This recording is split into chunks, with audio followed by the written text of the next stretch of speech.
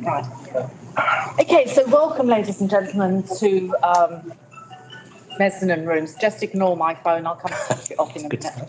So the mezzanine rooms at Buckinghamshire Council and the Respect Conference, which I hope everybody is going to find really interesting, the range of speakers that we've got. I'm only going to do the housekeeping. I'm going to then hand over to Paul Nichols, our chairman, and to Sue Smith, our vice chairman. The facilities are out of the doors, turn left, follow the corridor round as though you were going to the lift at the south end of the building, and you'll see, ladies and gentlemen, and a disabled toilet.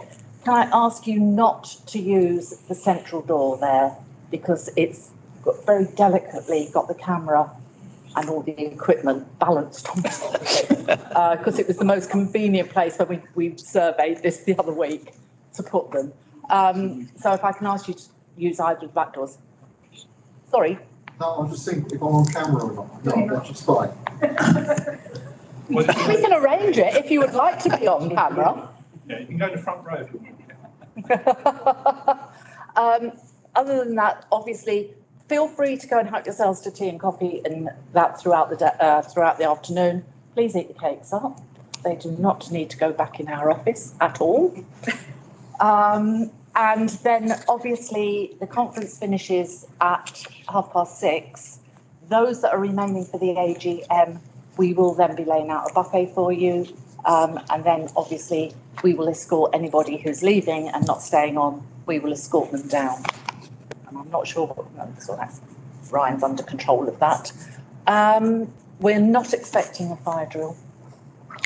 If it happens, there are fire exits at both ends of the corridor, straight down to reception, out of reception, and then we'll try and beat you to it. And we'll lead you over to, I think they're meeting now outside the cinema or the theatre, but we'll meet you there. Because we have different directions for what happens in judges' lodgings. Other than that, I really don't think there's anything else I would like to say, so I'm going to hand over to Paul and Sue. Thank you very much, Carol.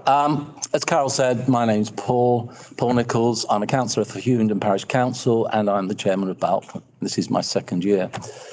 This is, I think, a great event in the sense that we have a Respect Conference. Carol, I know, and the team have pulled a lot of good speakers together, so hopefully for both you and the audience that I can look at and see, and those at various offices, etc., will find it a very worthwhile afternoon. The agenda is fairly brief. We have to my right Paul Hoey, who is from Hoey Ainscough Associates, and will be talking about the new look code of conduct for councillors. We then follow that by Mark Davis, who is going to be talking about HR related issues, mental health in the workplace. Mark Tompkins is from Aubergine. Now, Aubergine are a company that BMKALC, the association, are very familiar with, and they actually offer website services to our members. That's going to be followed by a lady who I think you may all be familiar with, and that is Jackie Weaver. She is joining us on Zoom. I hope that isn't a bad omen, because I think she made her name on Zoom. Hopefully, I think it will be actually a very entertaining session. That is then going to be followed by Matt Allison. He's an awareness speaker. He's diversity speaker. So again, I think that's going to be a most interesting session. There are questions and answers at between 6:15 and 6:30, but I would have thought at the end of each session, if I could ask the speakers just to leave a few minutes to enable questions to be asked both from within the room, and the system, I believe, is in place for questions to be asked remotely as well. So what I'd like to do now is hand over to Paul on my right, who can start a few minutes early. Thank you. That's good, because I've got a lot to say. Do I need to get the slides up? Yeah, if you need help. Yeah, I've got it. Might as well sort that. Yes, thank you for the invitation. And it's nice to see people with legs for once, isn't it? It's like, this is only the third time I've been out in public for about a year. So we've had the Greater London Assembly, York City Council, and now the Buckinghamshire parishes. So what an exclusive list that is. Thank you. I've been asked to talk about the new model code of conduct developed by the Local Government Association, which we are hoping that your councils will adopt if you haven't already. I'm going to talk in the first part about the code of conduct, but then I'm going to talk specifically about the respect aspects within the code of conduct and some of the work that we're doing with NALC and SLCC to help councils that are finding themselves in difficulties. Just to introduce myself, for those of you who don't know me, my name is Paul Hoey. For those of you old enough to remember, and increasingly that's probably only me in the room these days, but I used to work at the Standards Board for England, which was the national regulator until it was abolished by the Localism Act in 2012. I was Director of Strategy at the Standards Board from the day it was set up until the day it closed. And then my colleague Natalie and I, who have left on the slide, were persuaded by a number of monitoring officers to set ourselves up to support councils generally. So I always like to think that we sort of privatised the Standards Board and went down from a staff of 85 to a staff of 2, which is why I, certainly before COVID, was up and down the country all the time.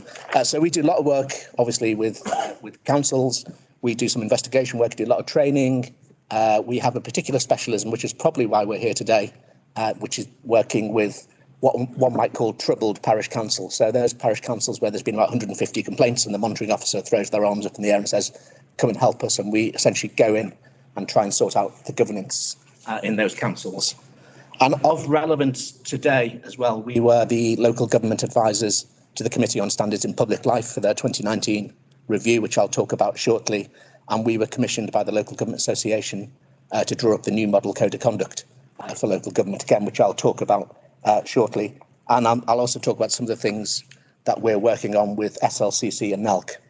So that's who I am. Why is there a new code of conduct at all?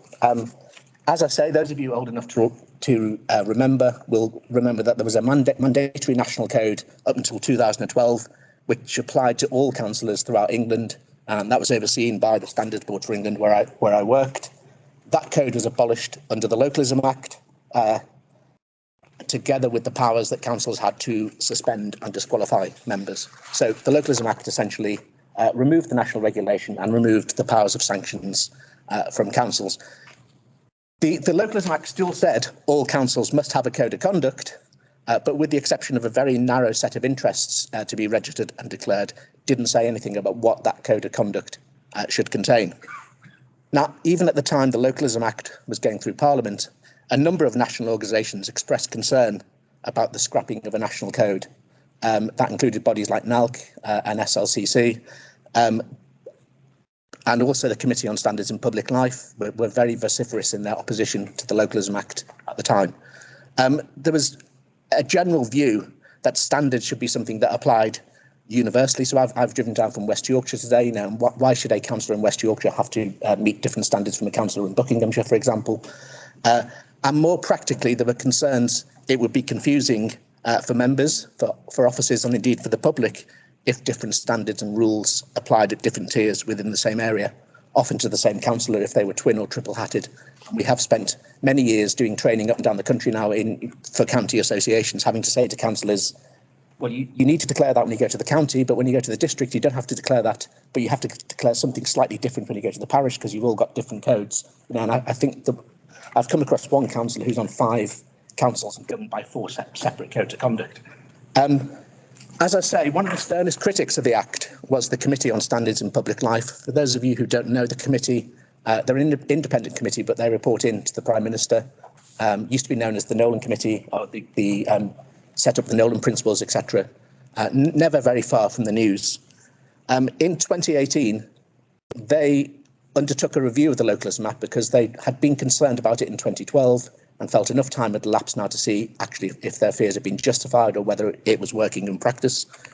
And if so, what they should recommend government should do to improve the system.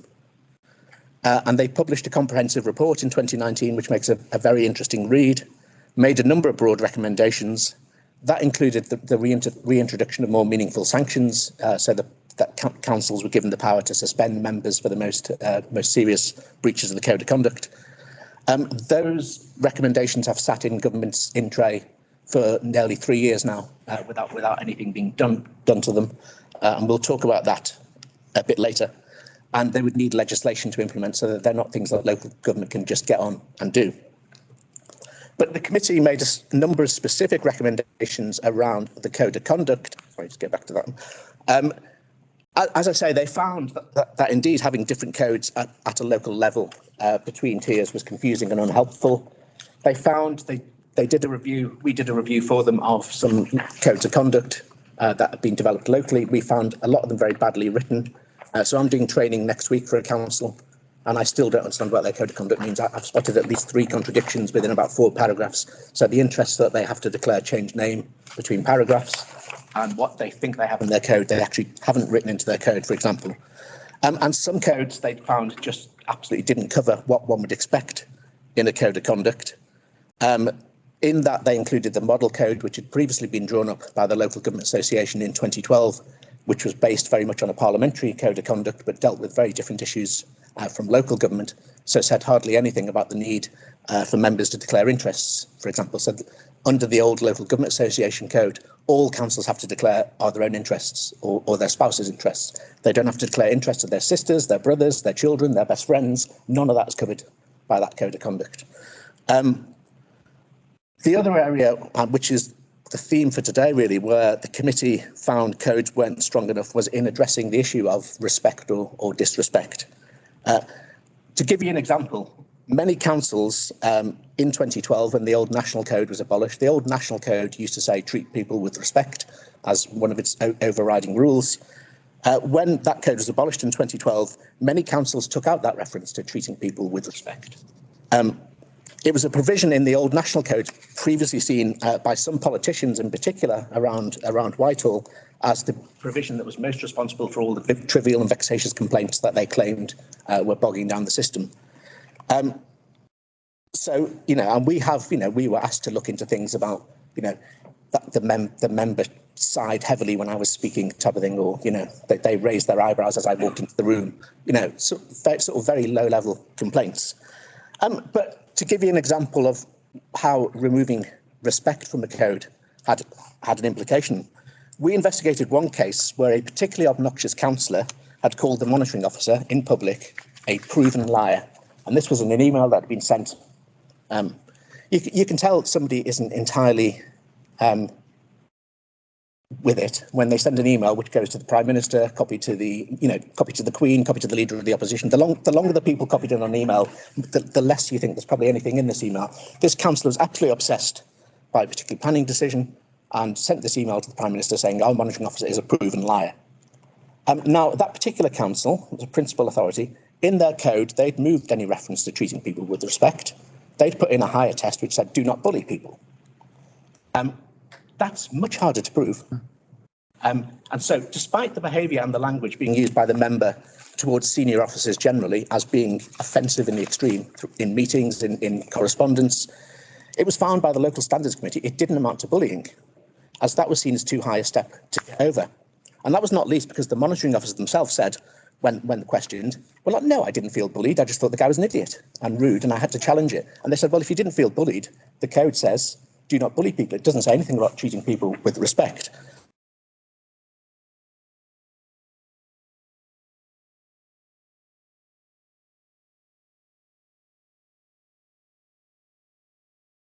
As again, that would need a change in the law. They recommended the Local Government Association be charged with drawing up the code in consultation with NALC and other representative bodies. The LGA commissioned us as consultants to work with them to draw up that new code, which was published just before Christmas, and we're working with councils now to implement it throughout this municipal year. So that's the background. That's why there's a code. I'm not going to go through the code in detail. I just want to focus on the issues of respect and disrespect, because I think that they're the key things to get right, and it's really what we want to talk about today. We've tried to keep the rules in the code as objective as possible, because really you need to know what standards you're being judged against. And again, if I went back to the old LGA 2012 code, it said things like, oh, you must take decisions in the public interest. You must have regard to the views of all your constituents. Well, how would you possibly have regard to the views of all your constituents? And any decision you take is going to annoy somebody. So somebody can make a claim, well, they didn't have regard to my views. Look, they've just put that building up next to it. So we tried to keep the rules as objective as possible. Statements, do not disclose confidential information. Is the information confidential? Did you disclose it? etc. Sort of do not misuse council resources. Are they council resources? Did you use them in line with the protocol? Inevitably, however, you can't always be objective, and some things will be subjective, and that's most notably, I think, in this area of disrespect. The issue of disrespect is generally the most commonly cited one in complaints in our experience, probably alongside social media, which is now coming up on the rails. And in some ways, it is the hardest to make judgments around. So this is what the code says: treat other councillors and members of the public with respect.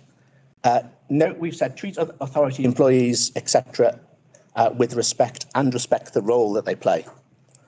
So we've made it clear it's not just about respecting an individual, but it's about respecting the position or office they hold. So respect the role of the monitoring officer, respect the role of the clerk, for example, because they have a statutory role, they have a statutory duty. Sometimes they may be telling you things that you don't want to hear, but you have to recognise that they are doing that because it's in their professional judgment, not just because they want to make a nuisance of themselves. And which we try in the code to distinguish between bullying, which in our view, in all cases we've looked into, is largely conscious, and harassment, which may not always be conscious, but is a big problem in the parish sector in particular. So, examples I'm sure you're familiar with of micromanagement of clerks, bombarding people with emails day and night, not recognising that the clerk only works 4 hours a week, so why haven't they responded to this email I sent at 3 o'clock in the morning, as well as things like unwanted physical attentions, microaggressions, etc. A lot of that is done not consciously. They don't regard themselves as bullying, but that sort of falls more into the area of harassment because it is somebody who's quite an obsessive personality. So that's what the code says. The code then defines respect in these means and tries to distinguish between, recognising that as part of a healthy democracy, disagreements is what politics flourishes on. And you can challenge, criticise, disagree with ideas, etc., but don't subject individuals, groups of people or organisations to personal attack. But, of course, one person's rudeness is another person's robust challenge, or calling a spade a spade. I've just come down from Yorkshire where people love to call a spade a bloody shovel. So, trying to judge, what if somebody makes a remark, was that disrespectful? Was that just blunt speaking? Was that, a legitimate criticism, etc.? It can be quite difficult. We always say to councils, this is the most important rule in many ways for setting the culture of your council. If you get this right, if you work in a culture of respect, generally you will be a good council. If you lose respect, if that bond of trust between members and officers breaks down between members and members, generally you get yourselves into all sorts of problems. We've been doing a lot of work this summer with Liverpool City Council, which has been effectively taken over by the Secretary of State, and a lot of their problems actually go back to this complete breakdown in trust and respect between members and officers as much as anything, and we're working with them to get them back on track. So we always say to councils, it's important for councils collectively as a group of individuals to understand where those lines are. This isn't saying you have to open the door, hold the door open for people, you have to stand up when they come into the room, you can't possibly disagree with somebody. It's about understanding where those lines are crossed. As I say, working with Liverpool City Council, my home city, there's some fairly industrial language used in the council chamber. You probably would expect that in Liverpool. It's probably very different from some of the language you would get in a parish council in rural Buckinghamshire. But it's knowing where those lines are crossed.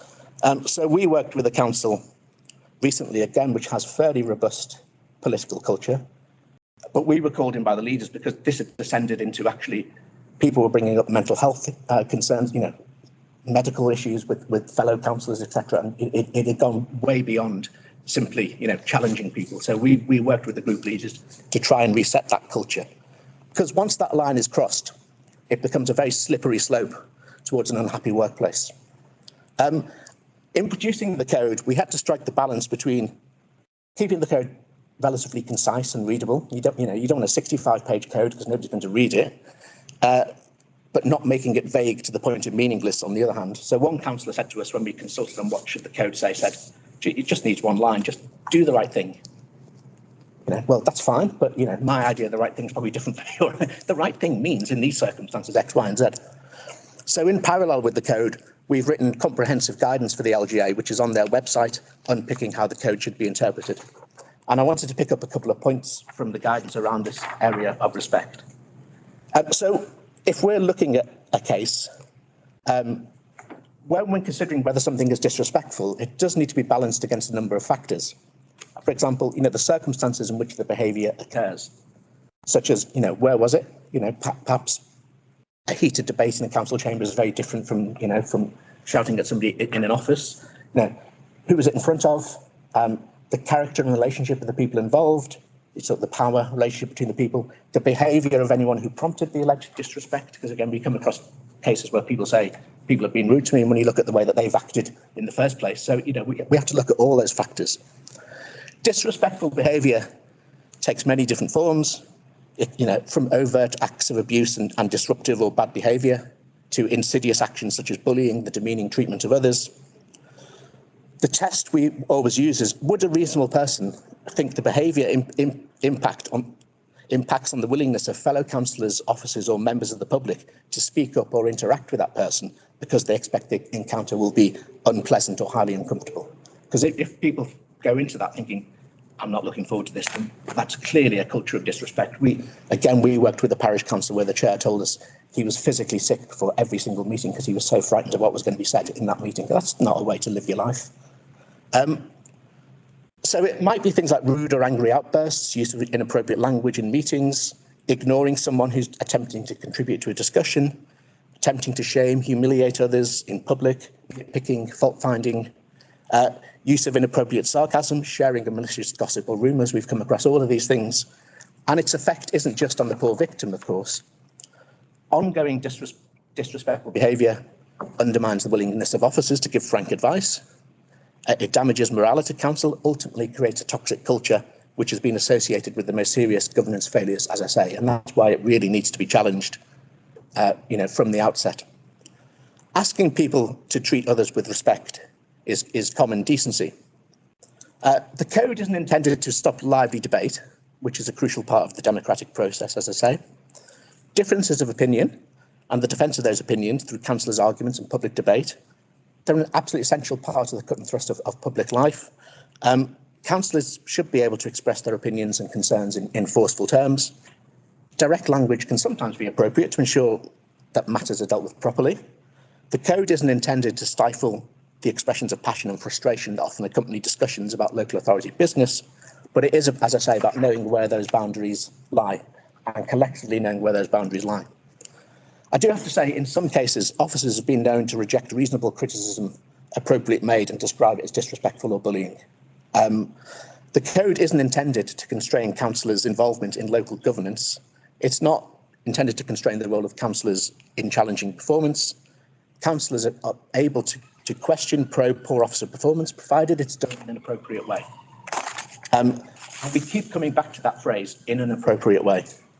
In the everyday running of a council, it's inevitable councillors will have disagreements with each other or with officers from time to time, and that's perfectly healthy. It's provided it's done appropriately.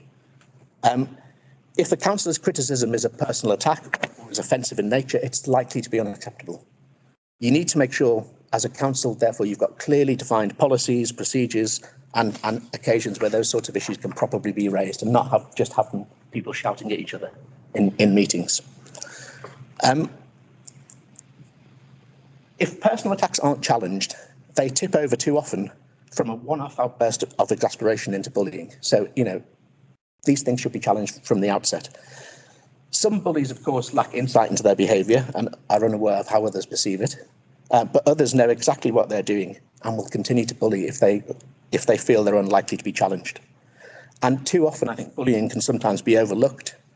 We're a very polite country. We use common euphemisms by way of explaining or justifying somebody's behaviour. So we talk about someone having a poor leadership style, a bad attitude, or the problem being due to a personality clash. Or just, that's just old Fred, he's rude to everybody. Well, sorry, he shouldn't be rude to everybody, That's just how he is. We'll ignore him and wait for him to cool down. No, don't ignore him. Challenge that behaviour because it needs challenging because, if one person starts getting away with it, that's how it creeps into the culture. Bullying can have a significant impact on the recipient's well-being and health. of course, but it can also have an impact on a council's effective use of resources and provision of services. Officers who are subject to bullying frequently away from their posts, sometimes for extended periods on sickness, stress-related leave. It impacts on a councillor's ability to represent their residents effectively. It can also discourage candidates from standing in local elections, making councils less representative of their communities and impacting on local democracy. And those are all the reasons why it needs to be challenged from the outset. When we're looking at allegations of bullying, we have to look at it from both sides. We have to look at it from the perspective of the alleged victim and whether the councillor intended their actions to be bullying. We'll also consider whether the individual was reasonably entitled to believe they were being bullied. And again, we've just had a case where a complaint was made to us about bullying remarks made, alleged bullying remarks made to two councillors. The same thing was said to two councillors. One councillor said, didn't bother me. The other councillor was deeply offended by it. And, trying to work out, well, should he have had that thicker skin or should he have had that thinner skin? It can be quite a difficult judgment to make. So we do have to look at, would a reasonable person have been offended by that comment? Not, it doesn't bother me because I've got a thick skin, nor equally, well, actually, you shouldn't have taken offence to that comment. It wasn't meant in that way. So that's really what we're looking at when we look at issues of bullying, harassment, etc. I mean, ideally, as a council, of course, you want a culture of honest, clear communication with respect for the individual and for the confidentiality required when you're managing individual performance-related issues. It's important to have and enforce a specific protocol which addresses issues such as member-officer work relations and appropriate behaviour. You need to make sure you've got important matters in that, such as acceptable times to contact the clerk by telephone at home or call the clerk's home email. Make sure it says the clerk will only work these hours, the clerk will only deal with correspondence at this time, and the rest of the council will support. If the clerk doesn't reply to an email because it's not within their contracted hours, the rest of the council will have signed up to that and said, yes, we will support the clerk when they ignore these things, unless, of course, the parish hall's on fire or something. Clerks also need to be mindful. Councillors can come from a wide range of backgrounds, may have been part of workplaces themselves where the culture and expected standards vary dramatically from what clerks or officers expect. And we see that both from councillors who come from very senior levels where they're used to getting their own way, and also come from sort of much lower levels where they work in a sort of, let's say, a more industrial climate where people, the relations aren't as polite. So again, you just need to reflect on those things, and early discussion about emerging issues is important to help avoid matters escalating. So if you've got a new councillor and you think that they're not, they're talking in a way that's not appropriate to your council, you need to talk to them and deal with it, not just let those things fester. So that's what the code and guidance are seeking to address, and make clear local government collectively should not accept that sort of behaviour. And the Local Government Association were very strong on this idea of promoting civility and respect in public life. But what's the scale of the problem? Why are you having a conference today? Why is this issue a constant theme when we talk to parish councils? People may know we were commissioned in 2017 by the Society of Local Council Clerks to look at the scale of the problem, to help inform their evidence to the Committee on Standards in Public Life, because the Committee on Standards in Public Life says, well, you keep telling us there's all these problems, but it's all anecdotal. How widespread is this issue? Is it just one or two people, or is it systemic? And SLCC asked us to repeat that survey last year to see if we could track changes. In both cases, the surveys we did, we received over 800 responses, which is about 10% of the parish population, which to me seems quite a good sample size for a survey. Sorry, just move on to those. These were our key headline findings in 2020. The number of formal complaints, that is, complaints made to the monitoring officer under the Code of Conduct against parish councils, dropped hugely between 2017 and 2020. Absolutely fell off the cliff in terms of people saying that they'd made formal complaints. However, the number of councils reporting they have serious standards issues had increased, albeit, I have to say, most parish councils still don't have issues with member behaviour. So in our sample, we were about 18% were saying we've got significant standards issues, which means, of course, 82% were saying they didn't have. So we do have to bear that in mind. There was also a reported increase both in poor member-member relations, member-officer relations. There'd also been an increase of both members and officers who'd resigned because of the poor behaviour of other members. So we were getting a pattern where people weren't making formal complaints, they were just walking away, saying, we've had enough. And there'd also been a decrease in the number of formal grievances as opposed to code of conduct complaints, apparently.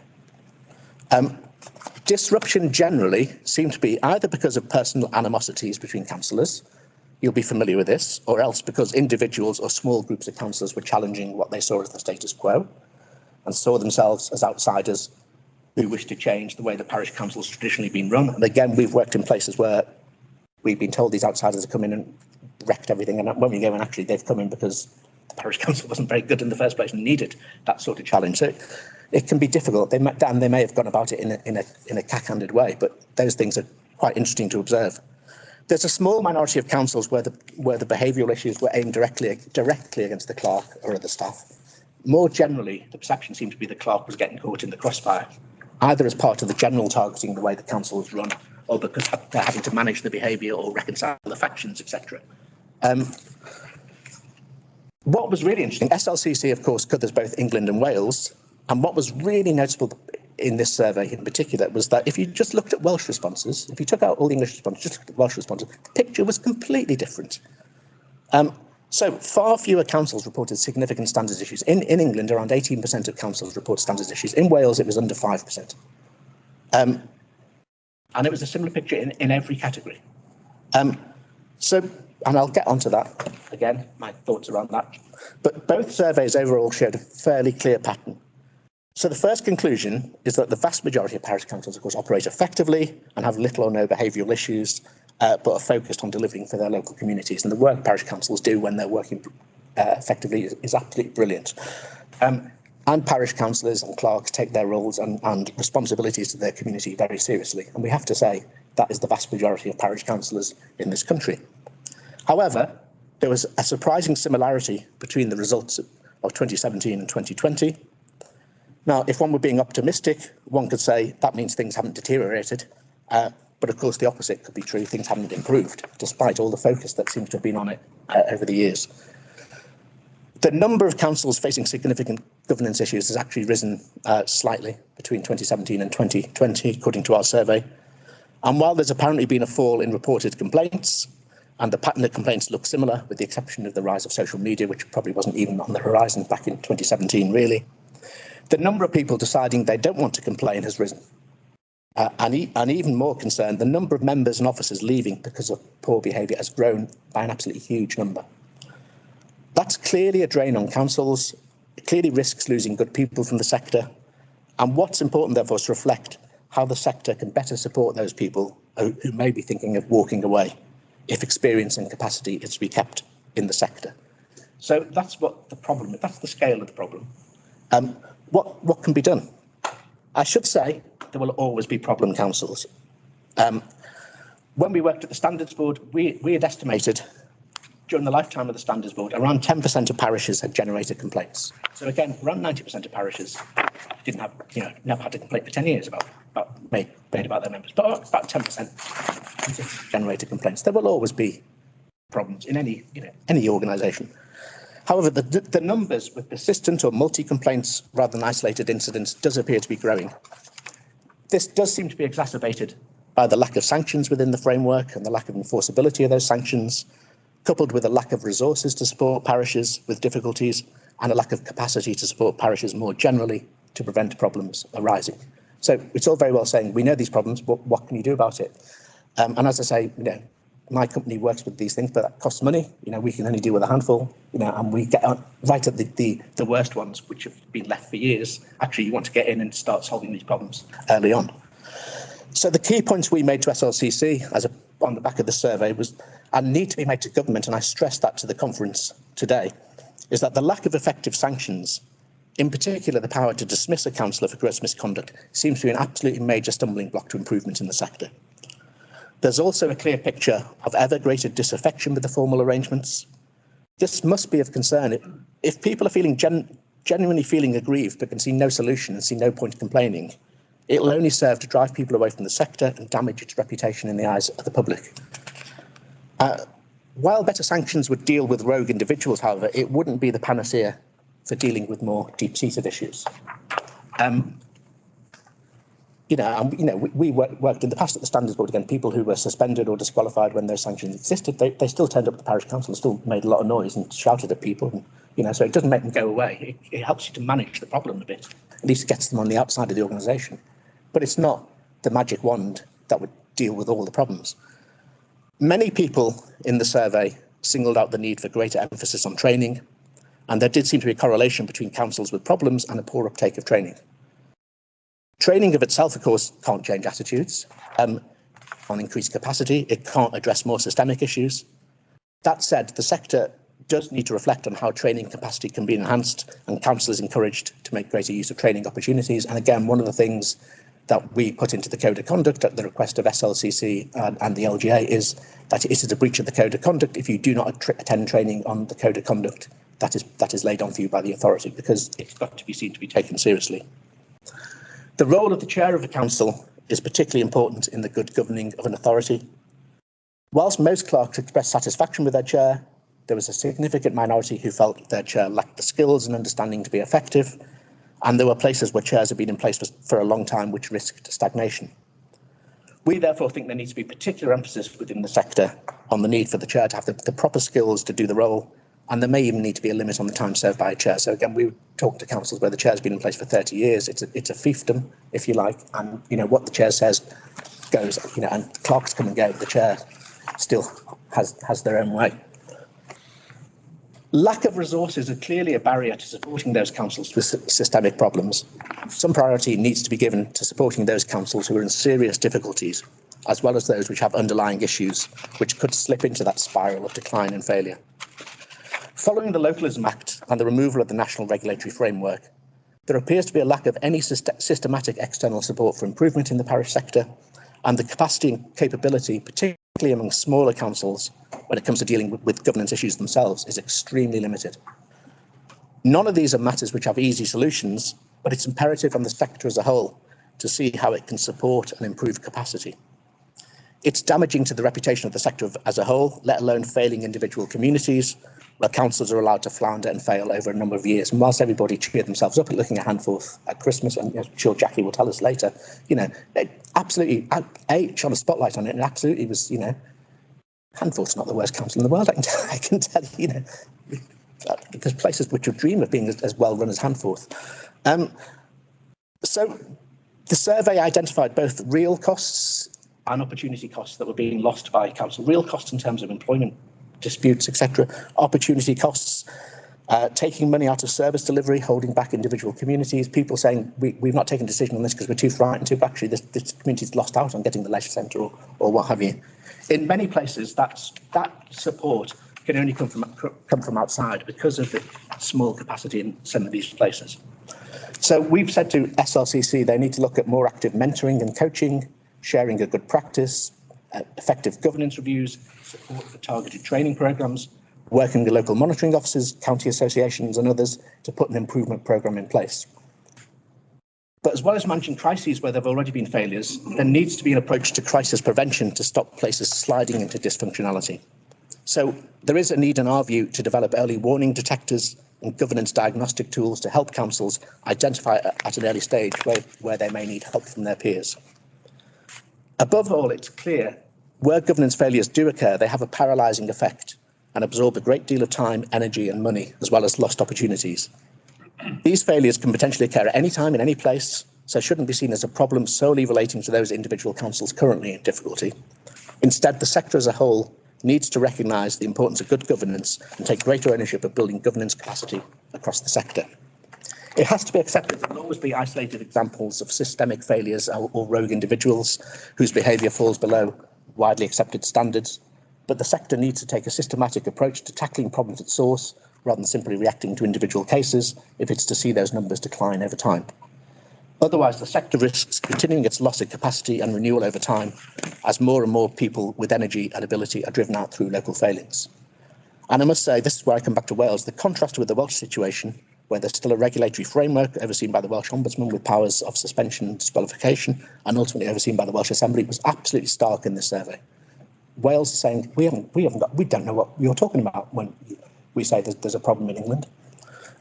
So what's happened and what can be done? In light of our report, SLCC and NALC, together with some county secretaries, have set up a Civility and Respect working party and are recruiting a full-time officer to support its work. That group's looking at our recommendations, amongst other things, and will be working to deliver tangible resources, actions and interventions in 4 main areas: providing councils with the tools to support good governance, lobbying to strengthen the standards framework, encouraging more people to get involved, greater emphasis on training, and processes to intervene to provide support to struggling councils. I'm attending a meeting of the group as an expert advisor next Monday, so I'm happy to take back any thoughts, comments that people have today. But I do have to say, in concluding remarks, you will continue to fight with one arm tied behind your back until the government starts to address the problem. So whilst the SPL made some solid recommendations and the new code is a start, without the regulatory framework to support you, it's frankly an uphill struggle. So if I could leave you with one key message today, it is continue to lobby your MPs, continue to lobby the government to highlight how the weak legislation has left you hamstrung, and that as vital parts of local democracy and local delivery, you need better support. And you need to be putting those war stories in front of MPs and saying, what are you going to do about this? Because without those stories and without that emphasis for change, it's going to be this battle constantly. Thank you. Thank you, Paul. I think you can see what from Paul has said, the reason why we held this conference today, because we do get feedback from many councillors that this is a growing issue across our membership. I did say we could do some questions. I'm conscious that time is critical here. So how we can do it is in the room, if you'd like to raise a question, please lift your hand. Those of you who are joining us virtually, please can you go into the chat room? If we can't answer all your questions, I would ask that, Carol, that we make a note of them and we will get answers and come back to you all electronically subsequently. So I saw, Paul, your hand went up. You don't need a mic, do you, to raise the question? I think my voice is loud enough. Yeah, thanks for the thing. And I became a councillor just as you were being suspended. I think we met at York when you were explaining what was going to happen. Yeah. I agree. And NALC has been looking at, I'm the NALC representative for Upson. We've been looking at this issue for more than 8 years. Yeah. I would say, and it's a welcome thing that we're going to try and get it in one book, one authority, with tailoring for LGA, for parish, and districts where they are, so that we can all understand, no matter which council level you go in at, we all are controlled under the same rules. That was the big problem before, wasn't it? It was that. And also, yesterday we had a meeting of the large councils. The 72 largest councils are going to take part in an ombudsman scheme, and to see how the ombudsman would work with the largest councils in England. So we're looking at bringing back the standards boards by the back. Okay, thank you, Paul. That's nice to know it's been looked at that level. Looking around the room, any hands for any questions? Okay. Yes. Hi. The lady in black, thank you. Great talk. I'm interested to know. I'll tell you what, if you could kick off by saying who you are and where you're from. Oh, okay. Jo Dunmore, Wendover Parish Council. Keen to know what your thoughts would be if you had a situation where the chair, you're talking about good chairing is important. What happens when the chair's the actual problem? Well, first thing I should say, that tends to be the most difficult thing to deal with. But I think that's when you probably most need external support, whether it's from the county association, whether it's from the Society of Clerks, etc. Because, and that will also depend, I think, on the other councillors.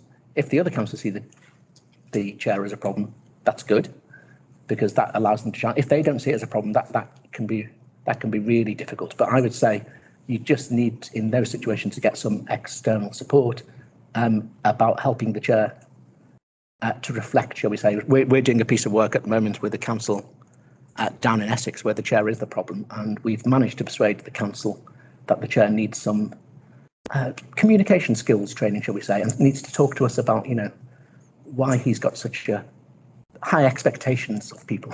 He's one of these people who doesn't suffer fools gladly, and if something hasn't been done by the end of the day, I'll go and do it myself. Okay. So I think you just need to find ways of working around him. Thank you for that. Can we take one? Tell you what. Can we take one from the chat room, please, so we can balance it? Will you be reading it out for us, please, and say who they're from? There's no questions in there, but people can just unmute themselves if they want to ask a question. Okay. Does anybody want to unmute themselves? Because we've got time for one more question. Okay, on that basis, I'll return to the room. Do you need a mic or can you reach us? I should be okay. It's Mark Roberts from Hamersham Town Council. You touched on social media issues. I was just wondering if you could touch on the kinds of things that you're coming across in relation to social media. Yeah, there are. It sort of falls into two areas, really. I mean, the things that we come across quite a lot, which we have to say fall outside of the code of conduct, are what you might call wider political statements. So, councillors posting things which are, anti-immigration and, racist, sexist, homophobic type comments. It's very interesting when we did the work with the LGA. We worked with the Conservative councillors, we worked with the Labour councillors, we worked with the Liberal Democrat councillors, and we talked about social media. Should it be regulated at all? Should we be saying these sorts of things come within the code of conduct? So we put to the Conservative councillors some offensive comments that some Labour councillors have put out about Boris Johnson, and all the Conservative councillors go, that's absolutely outrageous, that should be dealt with. And then we put to them some comments that Conservative councillors made about Jeremy Corbyn, as it was at the time, and they went, well, that seems perfectly fair game to me to say that sort of thing. So there's a recognition it's a political world out there, and to some extent the code is not about enforcing curtailing freedom of speech. So those are the sorts of most difficult cases we come across where we say, actually, that is where it's up to the court of public opinion. If your councillor is making those sorts of comments, that's where you should, be judging them. Where social media and the code come together is where it's things which are about the council officers and things, and that's where we think, are regulated within the code. So, people going on the local Facebook page as a councillor saying offensive things about the clerk, saying that officers should be sacked. Those are the other things that we come across, and they're the ones that we can more easily deal with through the code of conduct. But the LGA is promoting this thing called civility and respect. But when we put to them and say, do you think that comment about Jeremy Corbyn is civil? The Conservatives go, yes, it is. Do you think that about Boris Johnson? No, that isn't. So it's a very difficult. I fully understand. Yes. First of all, thank you very much for your questions. Can you just take one from a remote person? Certainly. It's from Vicky Moat, and Vicky asks, when you say we need to get external help, where are you suggesting clerks go? Yeah, I'm suggesting clerks, first of all, talk to their monitoring officers, talk to their county secretaries, talk to SLCC. I mean, they can come to us, but frankly, we would, potentially we're too expensive for some small parishes, but we will mediate, we can be approached through the county officers, etc., if people need support. There are a couple of other questions that have come up on the chat. We will make a note of them, and Paul, we will obviously be in touch with you to make sure. And I'm going to stay around at least until after Jackie, so if people want to grab me. Lovely, thank you. Yeah, if you wouldn't mind, but thank you very much indeed. The next speaker looks at mental health in the workplace, and I think that's important because if you think of the pressures that the clerk, etc., can be under when we're in situations, as Paul has just described, this is most probably a very valid point. So I'd like to ask Mark if you'd like to come and join me at the top table. Hi, Mark. Is my presentation on here? Should be. Yes, yeah. Okay. You don't have to share it. Would you like me to set up? Would you mind? Thanks. 2 ticks. Okay, whilst that's the case, whilst that's happening, you're setting up, is there another question we can actually field for Paul? Whilst that's happening? Nope. I've got a question. We are in the public life all the time, aren't we? When can you speak as a private person, and when can you speak as a councillor? How do you demarcate between the two? How we demarcate, again, in terms of the code of conduct, the code applies to you in your role as a councillor. And we say to councillors, that means essentially when you are on council business, when you're talking about council business, you're acting in your role as a councillor, but you are entitled to a private life. So the example I was giving, if you're down the pub having dinner with your wife, and a constituent comes up to you and says, "Can I discuss that planning application?" A reasonable person it's fine for you to say, "Sorry, give me your number. I'll call you in the morning." What's not reasonable is turning around and telling them where they can stick that planning application, as we've seen sometimes. And equally, we say, you have to speak with your neighbour. That's a completely private matter until you say you have to speak with your neighbour and say, I'm going to block your planning permission because I'm a Okay. councillor. So it's as soon as you invoke your role as a councillor, you become a councillor, I think. Okay, thank you for that. And it's hopefully filled up whilst you got yourself organised. Perfectly done. Well done, Mr. Chairman. Thank you Thank very much. So I'm actually going to talk a little bit about what CCLA does in terms of through our ethical and responsible investment team with regards to the issue of mental health. So I want to put some perspective on that, if that's all right, Paul. No. So CCLA, we are a firm of investment managers that operates solely for the church, charity and local authority space. I'll spend a couple of slides just giving you, if you like, our credentials in this world. And then, as I say, given the subject matter of this event, share with you some of the work that we're doing on behalf of our clients within this space. So if I may move on. This is us, hopefully. Yep, there we go. So CCLA has been around since 1958. We manage over £14 billion worth of cash and investments on behalf of in excess of 35,000 clients. And within that number, we've got probably getting on for 750 local authority clients across the piece, anything from small parishes right up to large unitaries and county councils. I manage about £3 billion on their behalf. Just to throw some names out at you, we're in Buckinghamshire's offices here today. They are clients, but as are the likes of Aylesbury Town Council, Buckingham Town Council. I'm looking at a man over there who is a client indeed. So Paul from West Bletchley. We've got plenty of parish, town and community councils whose money we look after. Across three funds, the Public Sector Deposit Fund, the Diversified Income Fund and the Local Authorities Property Fund. And the final little piece about plugging us, if you like, is a pretty map showing you the extent of our council business around the UK, and those orange ones are town and parish council, so plenty of business there. But CCLA is a somewhat different beast to the mainstream investment management world. As I've already said, we are owned by our church, charity and local authority clients. We have three entities that own us, and given our focus on those clients, there's a number of issues that are of absolute importance in the way that we manage investments on their behalf. Which leads me on to the next slide, which is around what our ethical and responsible investment team does across a number of strands. So you'll see that we've got a few issues on the go at the moment, modern slavery, climate change being two of the issues that we are seeking to help to transform. But in the middle there, you'll see what we're seeking to do within the mental health world. And this is something that we brought on board about... Actually, I may just go one ahead. I got my slides the wrong way around. So we started engaging on mental health back in 2019. So pre-pandemic, but we recognised that it was an issue that was becoming more and more of a highlight within the workplace back in 2019. And we were inspired by a piece that was written, an article that was written by Thriving at Work, it was called, and it was written by Lord Dennis Stevenson and Paul Farmer, who's the Chief Executive of Mind. What this inspired us to do was to put together a number of organisations to seek a coalition of investors where we could go out to the FTSE 100 companies and ask them what it was they were doing to address mental health issues. And of course, then COVID hit, so it became even more important for us to transform this. You'll see the numbers written there. We are a fund manager of just about 14 billion, but what we managed to do was convene a coalition of investors managing assets in excess of 2.2 trillion.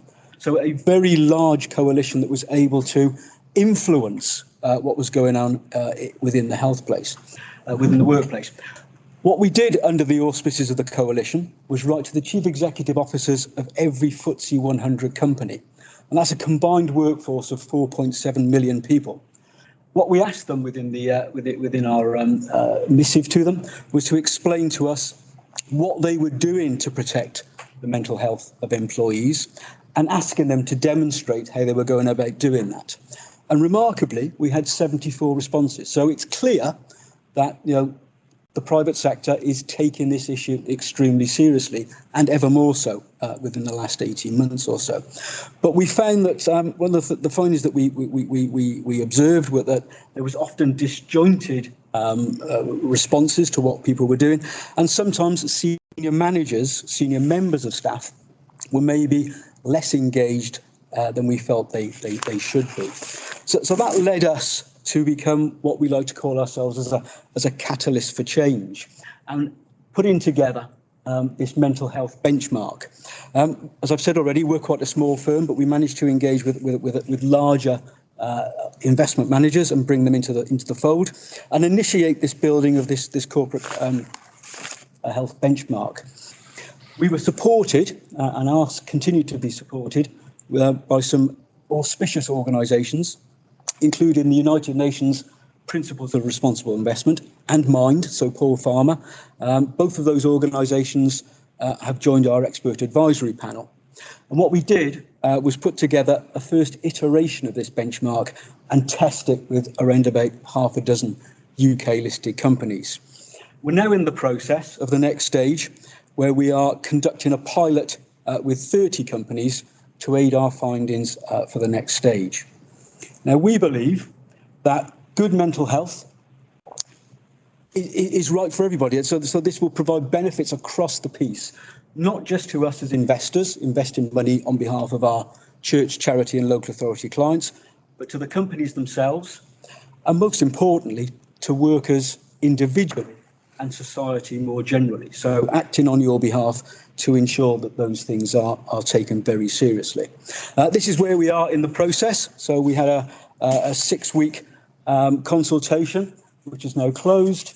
We're using those findings to inform the criteria for the benchmark, testing that, as I say, and we've got the pilot going on. We are in Q3 of 2021 now, so that work is going on, and then we'll expand that in 2022. It links into other aspects of what CCLA does within the health and wellbeing stewardship work that we undertake. So you'll see some of the issues that we've picked up here regarding nutrition, healthy markets, and access to medicine as well. But the benchmark is there as an important strand of our ongoing work. And why do we do it? We do it because we are good investors, and we do it on behalf of the clients whose money we invest. But we believe one of the reasons to do it is these stark statistics I've just put up on the screen. So it's suggested by the data that we have access to that around 25% of all pharmaceutical costs relate to mental health. Yeah, and an economic impact on GDP of somewhere between 3.6 and 4.9%. It's a huge issue. And 57% of lost working days are because of that issue, and at a cost of just over £1,650 per private sector employee. So it's absolutely right that we pick up with these issues and drive them forward. And ultimately, what we hope is that it will create and can create a positive environment. So some of the benefits to companies as we embark on this, as we take this forward: reduced absence, increased productivity, lower staff turnover, so people happier in the workplace, reduced insurance costs, and there's data that suggests that for every £1 invested in this area, there's a £5 return on investment. So we're on a journey. We're midway. If you look at that, we're in Q3 of 2021. We started it way back in the first quarter of 2019. So there's more detail to come on this. If anybody's interested, we have a piece on the website specifically related to the work that we do on mental health. As I say, it's definitely a journey that we are continuing on, and something that we've picked up on behalf of, as I say, our church, charity and local authority clients. I will pause there. Thank you very much. Okay, that's quick. Cool. Thank you. On that, are there any questions, please, from the floor? Any questions? Yeah, Paul, it's okay. Obviously, we've discussed this at a national level. One of the things that my company recently did may have even been poked by your letter going to one of the things. We've introduced mental health first aiders, which I've just finished the training on. Would you actively encourage companies that you invest in to involve themselves in that scheme. Yeah, I mean, it's part of the reason for this. I mean, in terms of how we undertake our analysis of companies that we invest in, there's a number of criteria, but increasingly so, things like mental health will be up there. So what we're heading towards with this benchmark, and I can't answer whether or not that question is in there, but if it were, then that gives us another reason to consider investing in a company that is addressing that issue. So absolutely, we feel that it's something that should be addressed, and we would take it as a very positive way forward. Okay. Cheers, Paul. Thank you for that. Any more questions from around? Okay. Have we anything on the from the virtual members, please? Nope. In which case, That means usually that does mean that you covered everything that everyone wanted to know. and So again, we're very pleased to support today. We're always keen to support the county associations. We travel around the country doing so. So very happy to be out. very My true. back bedroom. Thank you very much. Thank you. Thanks very much. Thanks, all the best. Sorry, Carol, you want to say something? Yeah, we've just had our gentleman that we work with at Breakthrough come in. As we are now running ahead of time, Daniel, bless him, was prepared to just sit here and talk to you at the break. But could we just give him 10 minutes, please? We could. Let's say 5. Oh, sorry, Daniel, you've now only got 5. Because I'm sure it'll become 10, so I'm sure. By all means, please come up.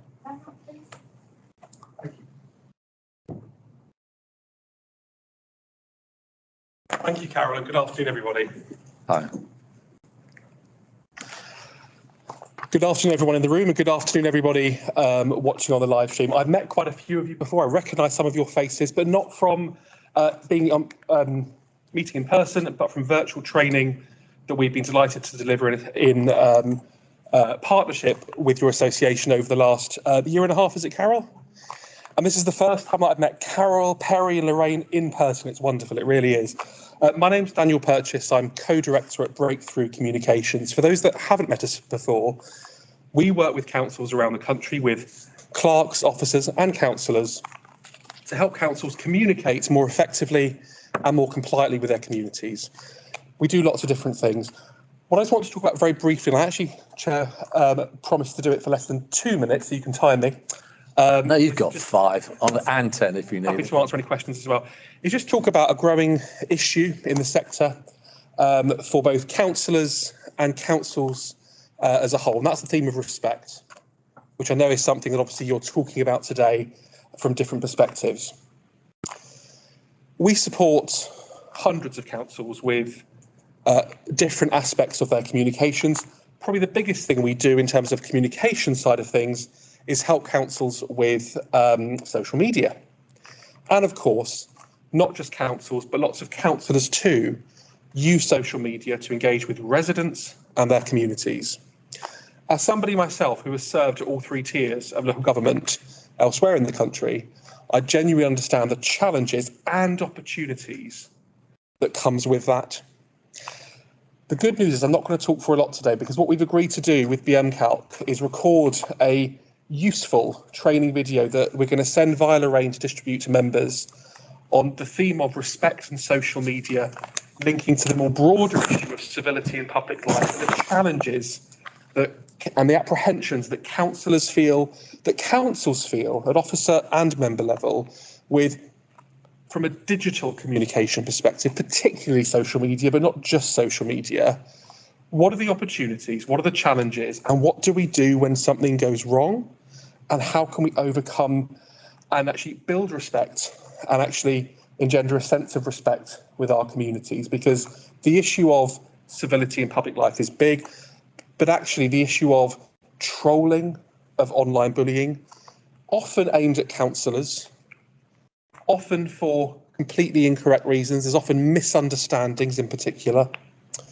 And there are a number of things that both councils and councillors can do to try and set themselves up for success, get the most out of digital conversations, but also to avoid problems that may or may not arise. So the good news is I'm not going to talk through all of that today, because otherwise, Chair, I'd be here for a lot longer than 5 minutes. But actually, we're recording that for you, and you'll have that next week to watch and record in your own time, and that is purely for BMKALC member councils in the first instance before we roll that out nationally to you. Completely get. In fact, yesterday I was working in a very different part of the country and talking to a clerk who, with the council, they have social media, some of their councillors use it, but they're just a little bit apprehensive, not just from a communications and engagement and respect standpoint, but also from a regulatory, information governance and compliance perspective too. What about FOI? What about GDPR access requests? What applies when? And how does that work for councillors? So in this video that we're recording for you next week, we'll try and cover at a top level lots of those issues too, and I hope that's helpful, Chair, to your members. I'm delighted to be here in the room. Can I just say, it's lovely after 2 years to actually meet fellow colleagues, and it really is. It's so wonderful. But I'll also, happy to take any questions, but I'll be here in the break. I've also got, I'm just going to do a shameless promo for me, Chair. As you know, we are delighted to partner with BMKALC, and we've got a number of free, entirely free services that we offer BMKALC member councils, details of which are on a leaflet that I will give to you in one of the breaks. But thank you for your time. Thank you for allowing me to add to the agenda very briefly. Happy to take any questions. Otherwise, watch this space for those either in the room and watching live. There'll be a video coming to you next week. Okay, first of all then, any questions from the room, please? Okay, have we got any questions from the live feed? Oh, again, you obviously covered everything that people wanted to hear, but thank you very much indeed. Thank you, everybody. Okay. We are slightly ahead, but even so, one of the problems I think of this meeting is that I haven't been able to actually meet the speakers beforehand. I may have done, but they may have all been behind one of these, so I didn't realise who they are. So if I could say, is Mark here, please? No, Mark has not arrived as yet. We are expecting him. So could I say that everybody's been sitting down for quite a while and a lot of you got here really early. Could we have a 5-minute Certainly. break? Great idea. Great idea. Does everybody know where to go? Or more importantly, how to get back? But there's tea and there's coffee and there's juice, etc. And there's plenty of cakes left. Oh, I'll get one in a second. Sure. Yeah. Thank you. For those online, if you would like to take a comfort break, we will be back broadcasting at 4:15. Thank you. Fill in the gap. Right. Kicking off, Lorraine, could you do number question? Question for you. Councillor be allowed to produce their version of minutes on their personal blog, criticising the process of the council meeting and the actions of the officers? No. Yes. Could you expand on that? I mean, yes. I'm conscious of time, so I can expand on that. I mean, obviously, there's nothing to stop anybody producing anything like that, but they certainly should not be recognised as any official record, and that they should be noted but ignored. I think in terms of it's the clerk who produces the official record of the meetings. Okay, thank you for that, Lorraine, and thank you for that question. Do we have another one, please? Yes, where a councillor or other family members are disrespectful to the bar, I was told that the monitoring officer should not be the route to complain, but a grievance should be taken out. Right. Okay. What the law says is if you have a complaint, there's a difference between a complaint against a councillor and a grievance. A grievance is a complaint against your council as your employer, that they are not protecting you sufficiently. So a grievance is something which you take out against the council. You don't take out against an individual councillor. If you have to take a complaint against an individual councillor, the law says you have to go to the monitoring officer, and that is dealt with through the code of conduct route. It may be that the monitoring officer can then say, right, I am delegating this back to the parish council to deal with. And one of the things that we're discussing next Monday is that one of the county associations and SLCC are producing something which is essentially a protocol for dealing with what they call low-level complaints, stroke, trying to nip things in the bud.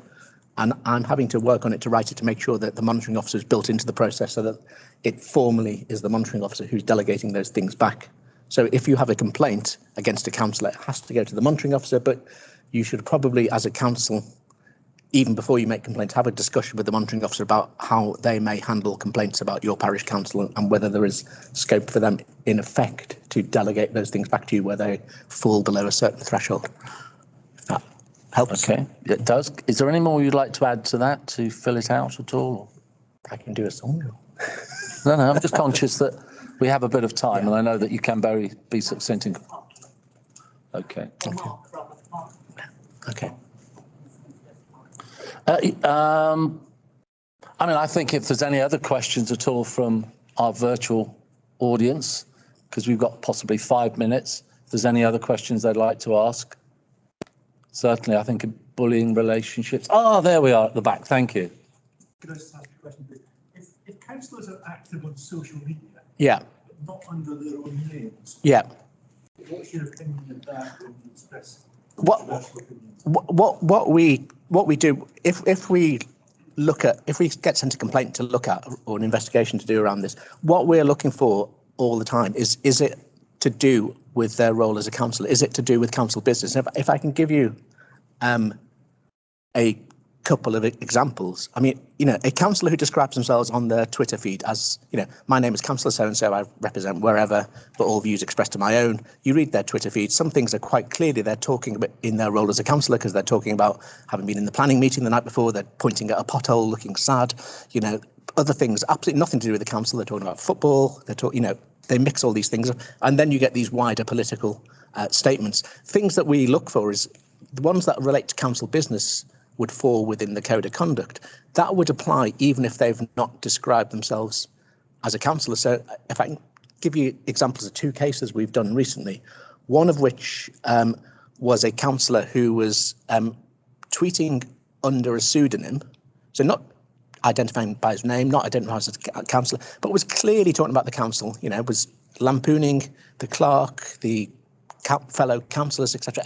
Everything on this Twitter feed was about the council, but I think the Twitter handle was something like friend of the council or something like this. Everybody knew who it was. We investigated, we found this was a breach of the code of conduct. We discussed this with the standards committee. His defence was, I'm doing this as a private individual. There's nothing that says on this Twitter feed, I'm a councillor, nobody can identify it. We said, tough, you're talking about council business, you're using knowledge you've got, and that was found to be a breach of the code of conduct. We had another case very recently where people were actually talking on a private WhatsApp group, so not even in the public domain, making extremely offensive comments about the traveller community. And these comments were leaked. And our first thought was, this is a private discussion. Yes, it's in a political group, on a WhatsApp group, but it's a private discussion. But actually, when we looked at it, it was all related to a planning decision that was being taken by the council. This woman was on the planning committee and had led the charge to ban this traveller site against officer advice, against government advice. And when you read her Twitter feed, it was clear that she'd done that purely on, but the comments she was making were purely prejudiced and purely related to that council decision. So again, the fact that it was a private discussion, she was talking quite clearly about council business, and therefore we felt, we're looking for the link all the time. Is it about council business? If you're talking about the council, talking about council business, even if you're doing it under a pseudonym, you are within the scope of the code of conduct as a councillor. So what you're saying is, even if somebody's using their private email, Twitter, whatever. Yes, yeah. The subject of the council comes up. Yeah, yes. They are talking about the council. If they're talking about their role as a councillor, or they're using information they've got in their role as a councillor, then it is within the scope of the code of conduct. Thank you for clarification. Yeah. One other thing I think that comes up, unless there's a question from the floor, I'll ask it, is, and I think it was alluded to earlier, is sometimes people don't know whether, if there is an issue, they should go through the parish council code of conduct, or should they go to the monitoring officer? Is there any guidelines that you can give? You have to, if you want, if it's a formal complaint in writing, you have to go to the monitoring officer to deal with it. If it's just something informal you want to raise, it's not in writing, you could talk about that at the parish council and see if you can resolve it. But once a complaint is put formally in writing, it has, under the Localism Act, to go to the monitoring officer. And that is whether the complaint is in writing from a councillor, a member of the public. Yeah. It goes straight to the monitoring officer. Yeah. Just to clarify, what do you actually mean by complaint? When does it become a serious, i.e., they didn't give me a cup of coffee when I met them? Is that a complaint that should go, or where do you draw the line? It's a complaint that the code of conduct may be breached, and not giving somebody a cup of coffee is probably not a breach of the code of conduct unless you gave everybody else a cup of coffee and you were deliberately bullying that person by not giving them a coffee. Yes. So that means we make sure we have enough cups Yes. next time we have a meeting. Okay. There is one more question, then I notice our speaker has arrived. So. Thank you. It's linked to actually, I don't know where where's he gone? Our breakthrough man. Oh, he's disappeared. But he's gone. All right.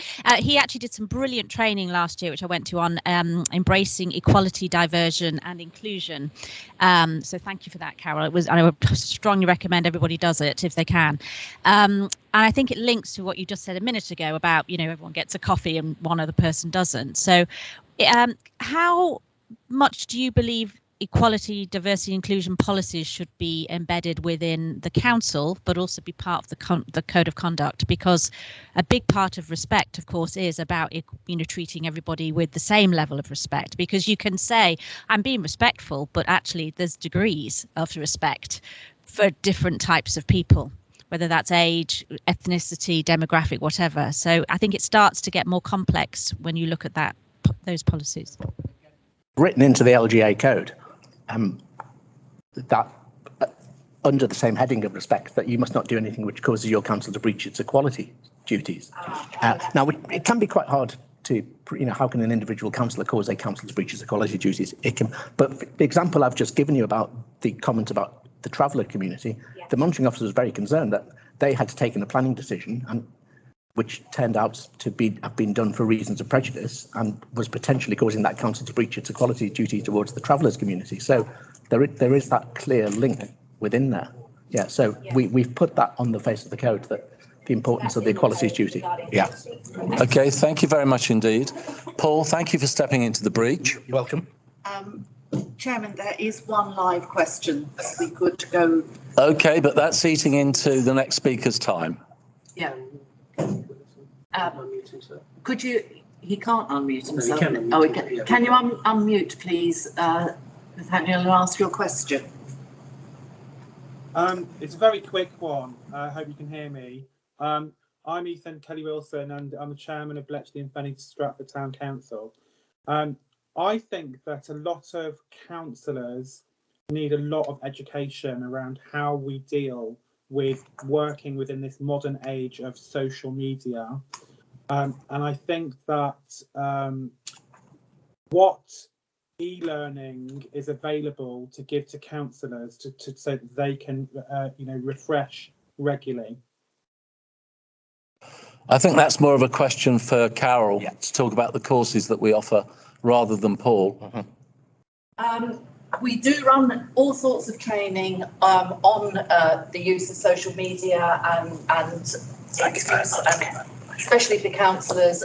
We realise how difficult it is remaining in with that really tight line of respect. I would suggest that you look on our website at our training schedule.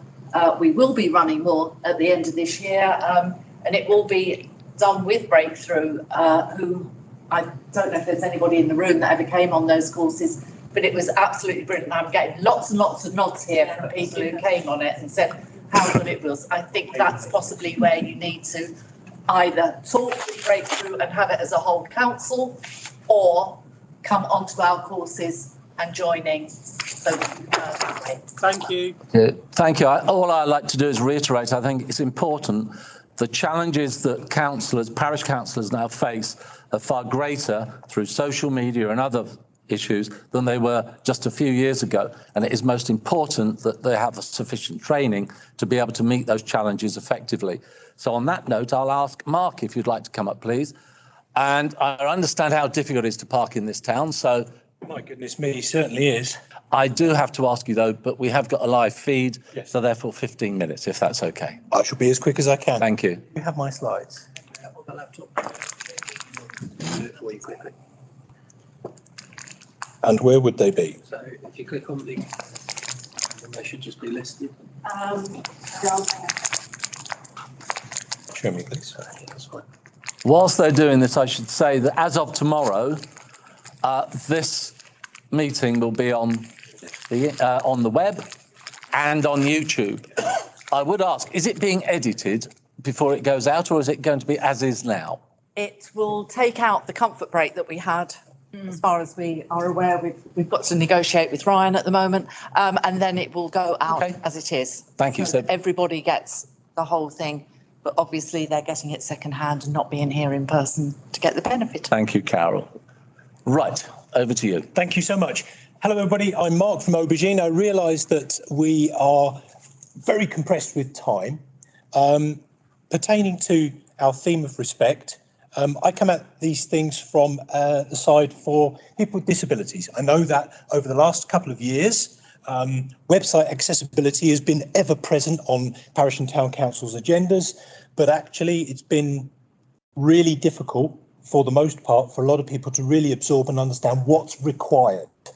It's a really technical thing that's been bestowed upon people who actually don't have much technical experience, especially if they're in a small parish or a town that doesn't have internal IT support. What I'd like to try and do today is just provide a little bit of background as to why it was introduced and some tips and guidance as to what you can take away from here. You're all going to be in a different stage in terms of website accessibility. Some of you might not have even started yet. Some of you might have completely landed and know what they're doing. So I'm going to work our way through that today. I'm going to share the notes with everybody afterwards. So if I skip a few slides, it just means that there's a detail that you can pick up afterwards, but it won't relate to today's presentation too much. So quick, remember, website accessibility, it is about the inclusive practice of ensuring that there are no barriers to people who use your website. 1 in 5 people in every community has a disability or a life-limiting or ability-limiting condition, which means they're going to struggle to access all the information that they're allowed to on your website. But you've got to publish it in a way that they can digest it. So what do I mean by disability? Well, not just the obvious ones. Auditory, neurological, speech, cognitive, physical, visual.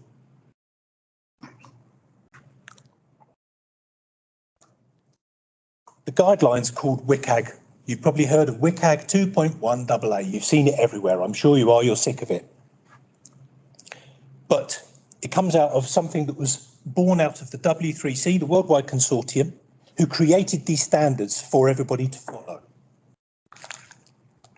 All public bodies in the UK must follow standard 2.1 AA. There are other standards. It affects your website because you are a public body. Even if you are a small parish council with a precept of £5,000 or you're a city council with 5 million, 50 million, it still affects you. You are a public body, so you must comply.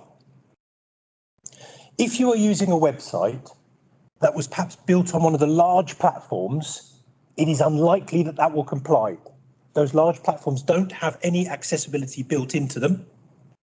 So if you've not started that process yet, you should be looking for an accessible website platform as a starting point, not one that you can stick it onto. What happens, we've seen a lot, is people look to these plugins and overlays, as we technical people call them, but these plugins that you can stick in your website, and it puts a little accessibility symbol in there in the top right-hand corner, and it allows you to change the font size, change the colours. These are not accessible. Do not rely on these. Most blind people, and I use a screen reader every day just to make sure that what we do is right. Most blind people can't even get past the controller because it doesn't have an interface that allows you to control it using a screen reader well. So if you can't get past that interface, how are you going to get to the website?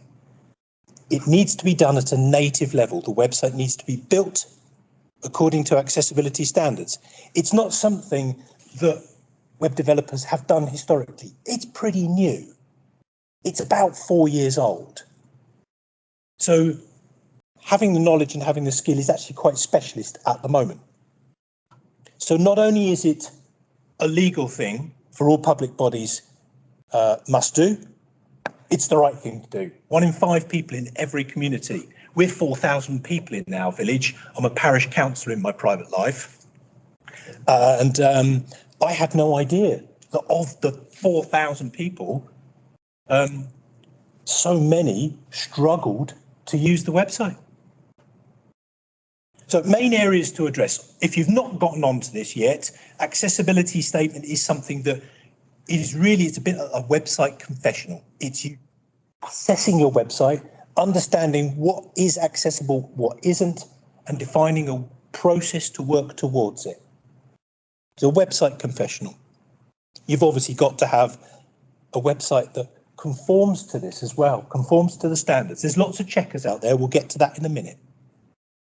But also, one of the really valuable tips I can give you is make sure that you regularly review. Website accessibility is not a fire and forget process. It's ongoing. The moment you add something new to your website, you could be triggering a non-compliance on that page. So factor in a regular monitor and reporting process. For those of you that are time poor, yes, it's a bit more administration. But to start with, if you listed out all of the pages on your website, and if you're a parish, chances are there's only going to be 20 or 30 in an Excel document. You can put a date next to it the last time you checked it. Don't try and boil the ocean. There's lots of other people doing that. Do a few pages at a time. So have a regular review process. I'm not going to get into the failure points today of why other sites fail. They're technical. You don't need to know them now. But in the slide deck, there's a list of the reasons why. It's worth checking against your website, see if you fall within any of those. Some key areas to look at. The sites framework, we've talked about that. It's got to be compliant. It's got to conform to 2.1 AA.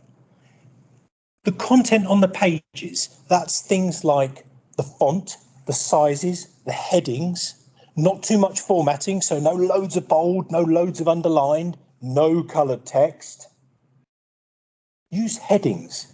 If you format Word documents well and you create heading structure, use headings on your web pages. Those of you in the know will know you've got H1, heading 1, H2, H3. Use those on a web page and use them sequentially. As a user of a screen reader, I don't want to necessarily read an entire page of text, but if the page has been set up with headings for those sections, I can navigate straight to the section that I want to read, rather than have my screen reader audibly announce the entire 1,000 words before I get to the sentence I need. Images must have alt text, textual description. A good tip for that is, if you're uploading a picture of a golden retriever dog, type golden retriever dog. But if you're uploading a picture of a golden retriever dog that's stock from a stock library, don't bother. Mark it as decorative. The same goes for arrows and graphics and icons. Mark them as decorative. If the image description doesn't bring anything more than that's in the text of the page, mark it as decorative. I don't need to know. File formats are the thing that I'm going to get onto next. Accessible PDFs. You've probably all been there, done that, tried it, failed, gotten onto it. Fundamentally, if you use Microsoft Word, which I'm sure you all do, it comes with a built-in accessibility checker. Use it. It will tell you what's wrong and how to fix it. You then know that you can safely save the PDF as an accessible PDF and you can add it to your website. Some people are saying that you should be adding Word documents and Excel documents to web pages. I don't agree with that. The reason for that is it might be an accessible document, but you're relying on the person to have a subscription to Microsoft Office, which is, what, 20 quid a month. That's a barrier. Shouldn't be doing that. The information is public, so it should be publicly available. By doing it as a PDF, any browser can open a PDF, so it is truly open. Don't put file formats such as Publisher and PowerPoint on there. Again, they're Microsoft Office documents, they're proprietary, nobody's going to have them. They're also not going to be accessible. Microsoft have already announced that they don't plan to make those file formats accessible. So I've talked about headings and formats. In here are loads of tips for you to take away. Sequential and styling. One word about tables. Tables. Don't use tables on web pages. Try not to use them in your documents unless it's financial information. A table does not have any form of navigation. So as a blind person, or as a person who uses cognitive assistance on my computer, I have no idea which cell you want me to go to because I can't see it. Even if you put table headings, it's still impossible. Think about it. 5 rows, 5 columns, which one do you want me to look at? Or rather, which one do you want the computer to audibly announce the contents in it? I know historically we've all used them in minutes and agendas to keep the documents neat. That's for you, it's not for the user. Got to stop that. Use bullet points. Images I've talked about before. An advice here, again, I see probably 10 websites a week that have got images that have been lifted from Google or Google Images. Don't do that. They're not yours. They're from somebody else's website. You're nicking them. You don't have the rights. I know that's not accessible, but that's just my tip. So if you publish documents on your website, if they are dated September 2018 or today and the future, they must be accessible. If you produce them, you've got to make them accessible. If you were given them by a third party, they don't need to be accessible. Local ambulance service, local police force, they give you a document to put on your website, it doesn't need to be accessible. What you do need to do is have a little statement that says, this document is probably not accessible, and if you want the information that's in it to contact us, you've got to be able to support that. So anything you add to the website, got to be accessible. Newsletters are the biggie. Now, Dan and I talk about newsletters all the time. Every council produces them. Almost none of them are accessible. Everybody wants to produce them because it's a lovely community piece, but you've got to think about how they're produced. Going to touch on links now. When you're doing a web page and you want to link to a website or link to a file, no more click here, no more read more, no more download as the link text. You must be describing where they are going on the link text. So if you're going to link to Buckinghamshire Council website, don't put click here as the link, make the link behind Buckinghamshire Council website. As a blind person, I know that link, I know where it's going. If it's linking to a document, be as descriptive as possible. Because we don't always name the PDF or the document in a really good way. Often it's got a strange mix of letters and numbers so that for your archiving. But at least call the link text what it is, so that I know that it's the minutes from May, and I also know it's a PDF. If you try and get into that habit, it's super helpful and accessible. There's lots of free accessibility checkers out there. In the doc, there are some links to them. Browser ones, free. Wave by WebAIM is your best one. You can check each page, press the button, and it will tell you whether it's compliant or not. And if it isn't, it will tell you what the problems are. You might not necessarily be able to fix them, but you know what to ask the person who can. So look, we're coming to the end now. Checklists. Check your accessibility statement regularly. That means you've got to check your website regularly.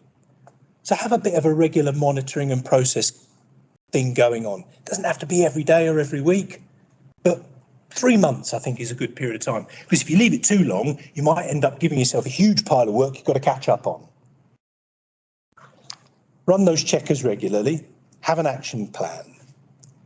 Also, constantly review that you are publishing this stuff on your website according to Transparency Code. Now, different things for the smaller ones to the bigger ones. For the most part, it's the same type of content. It's just that it will go on a little bit longer in terms of history for those who are larger authorities. And my last tip is share your knowledge. People in your team don't necessarily know what you've accumulated. And if you leave, or if they leave, that accessibility knowledge might go. And so suddenly your website might have been going really well in terms of accessibility. They leave, gone.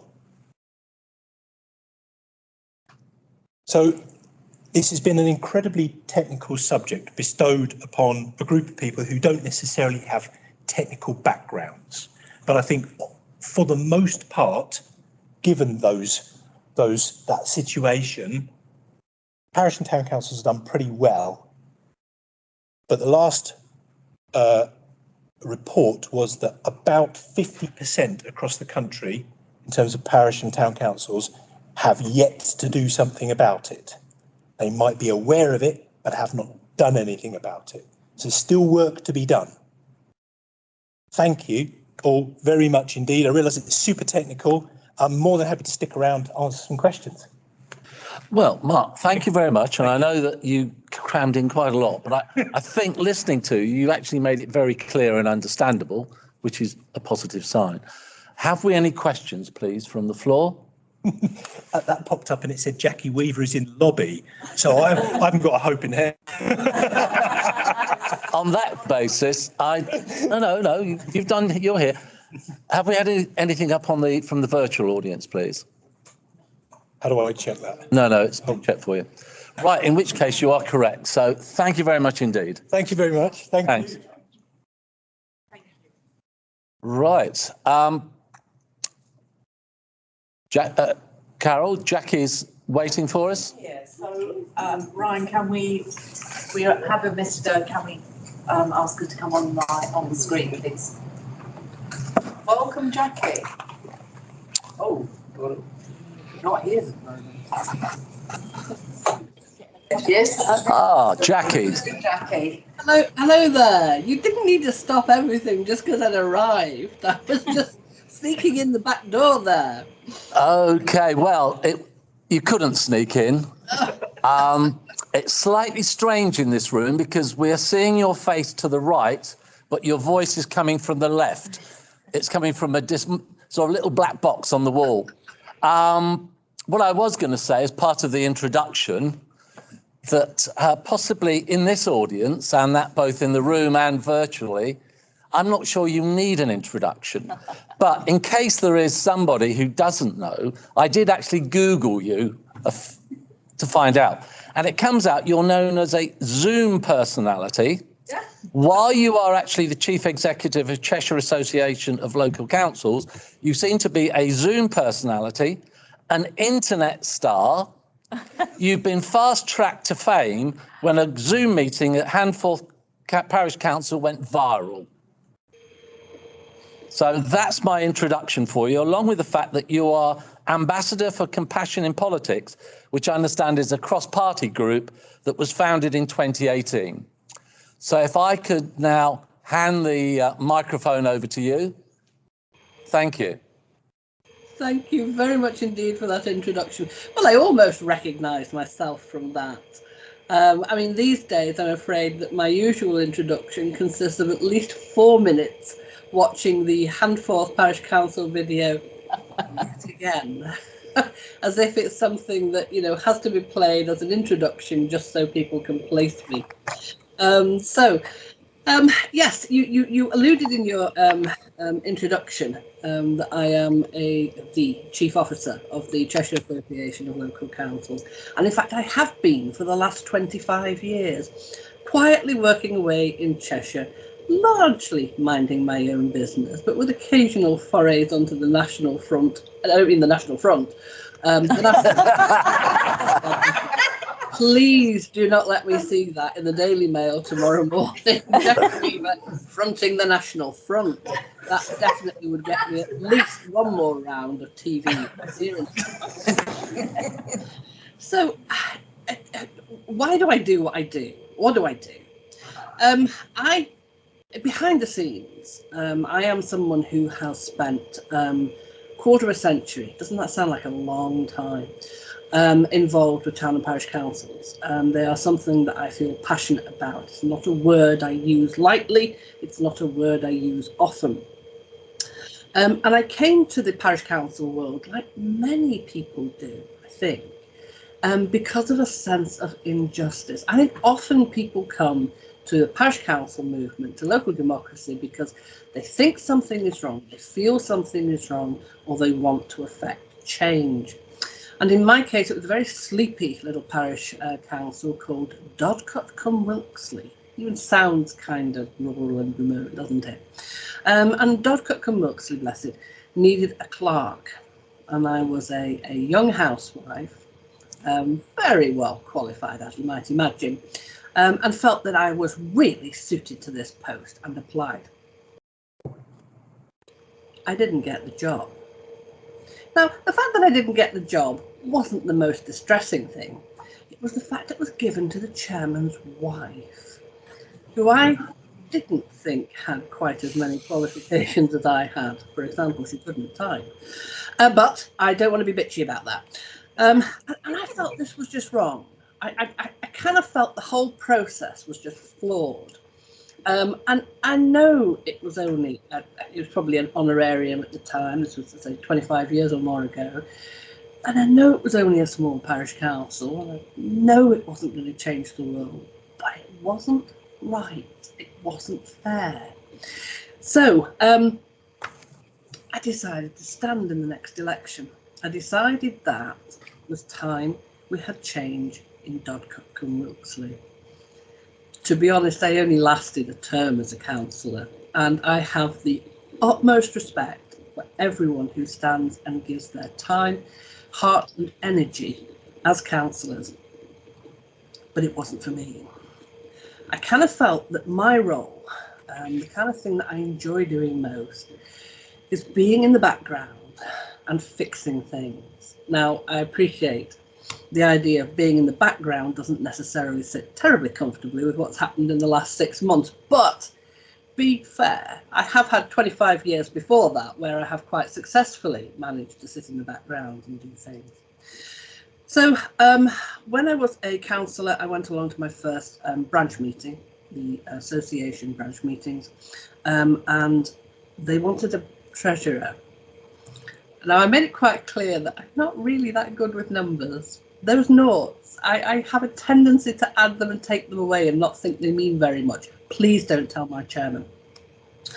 So I didn't necessarily think I was ideally suited to being a treasurer, but I did have the main qualification for being the treasurer at the time. I could type. So I was immediately awarded the post of treasurer. And eventually, a long time later, there was a permanent post of that of county secretary that came up. Now, back in those days, as county associations were very different creatures. The Cheshire Association of Local Councils, and I imagine yourselves to some extent, was a very much sleepier organisation than it is now. Our parishes were sleepier organisations than they are now. So we had one part-time member of staff, and that one part-time member of staff managed a budget of something like £5,000, £7,000 a year. We didn't have that many members either, to be honest. So 20 odd years later, we employ 3 staff. Okay, we're still not Lloyd's, but we operate on a budget of more like 140,000 a year. Now, that's not just because we like to spend money.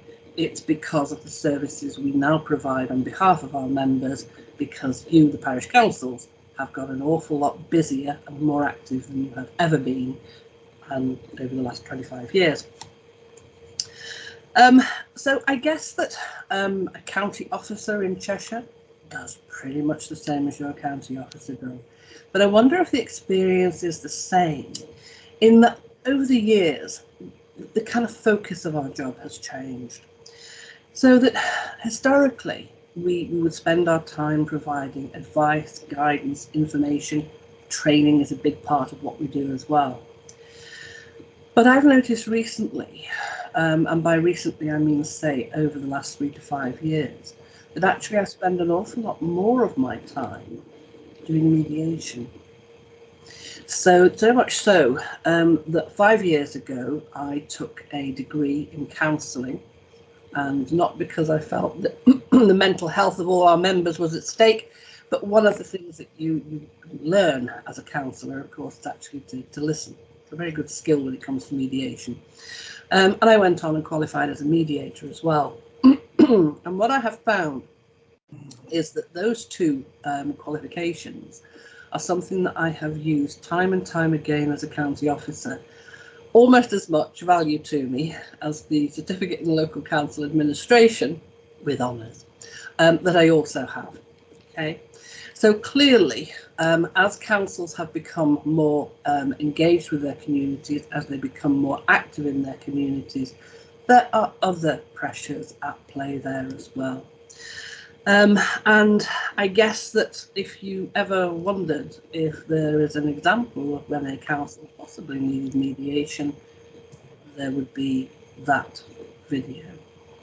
So I guess that the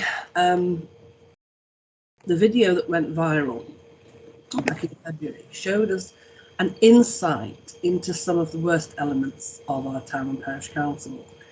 And I don't for one moment trade on this idea that, you know, that we need a champion to be out there because there's 100,000 examples of handfuls.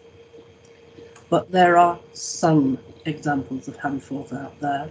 And the problem is that when you have a council that behaves in that way, often it could just be one member, then the negative effect it has on the community, and I don't just mean the council that it serves, but I mean the parish council sector, if you like, is really damaging. So what did we see that night? Well, we certainly saw some men behaving badly, although we haven't been watching that on the telly for a little while. We also saw a complete lack of respect for women. Now, I was one of them, but I think we also remember the comment that was levelled at one of the other female councillors about her, I think, coming from Birkenhead, as if it was one of the most awful places in the world that anyone could possibly come from, and we could expect no good to come of that. We certainly saw bullying and intimidation, and I think it was, certainly for me, a shock to see firsthand behaviour like that. And I think the other thing that makes it stick in people's mind is, to be perfectly honest, it did look really funny. And I think that the ridiculousness of it, you know, when you see someone who is so angry that they have lost control of themselves, I think there is something kind of almost fundamental in us that's triggered by that. And I think at that point, I think the release for us is to laugh at it, when actually it's quite a serious thing that we are witnessing. So for me, as your chairman introduced, that generated an incredibly strange period. The actual meeting itself took place in December. So when the meeting went viral in February, it was long forgotten in Cheshire. And in fact, the council had moved on a little since then.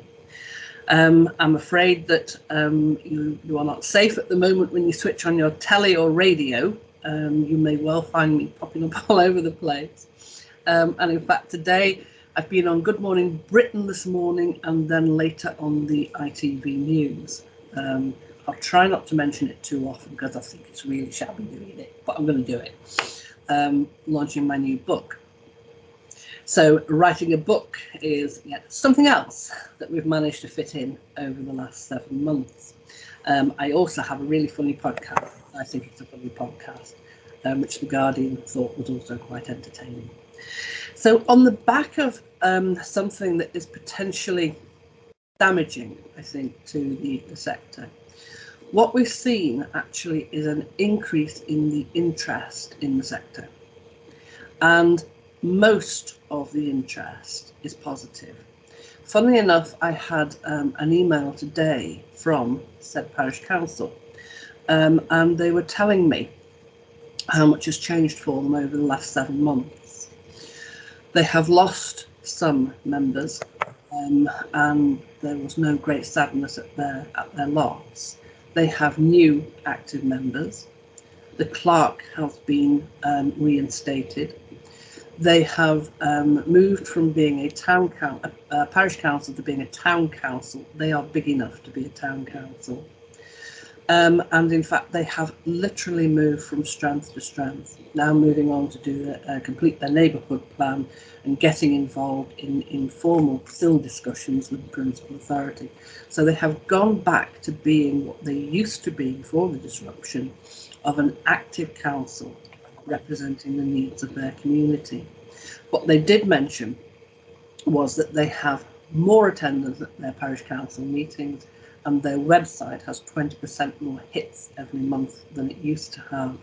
So people are showing an interest in that council, although it started from a place of pretty negative place, really. So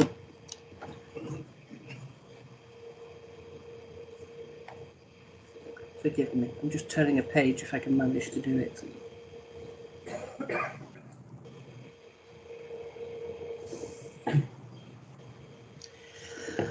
So why have we got such an interest? And a lot of people kind of take ownership of the meeting that they saw for a number of different reasons. I've been surprised at the number of people that have contacted me that have nothing to do with town or parish councils at all.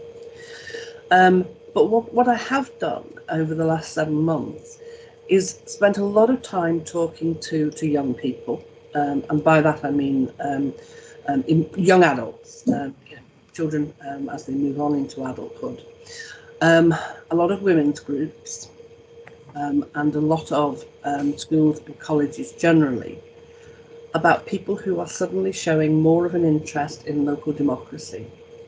I think as a sector we have really suffered from a general malaise around our feelings about politics. Now, I'm not a political creature. I will speak to any party and every party. All you have to do is be interested in local democracy, and I'm happy to talk to you about it.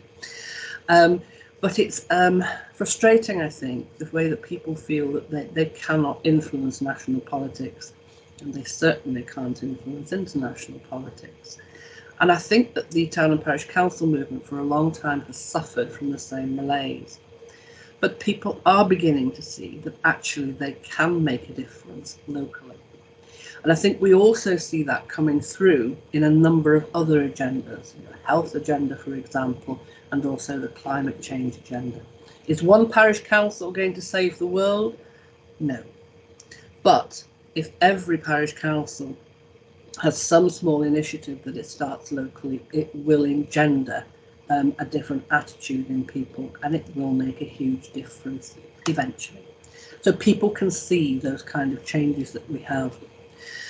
But there are still things that we need to do to improve our own image. And I think for me, again, thank you for mentioning the Compassion in Politics.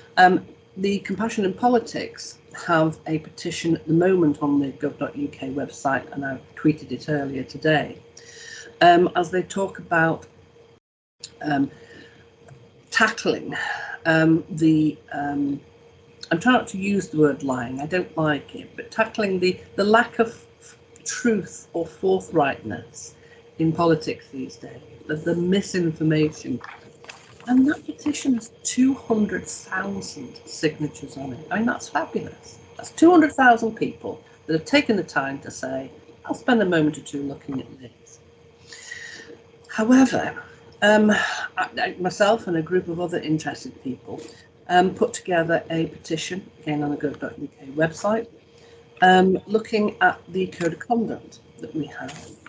My personal view, and that of some colleagues, is that although we've worked very hard at improving standards, in some cases maintaining standards, we still have a code of conduct that lets us down badly.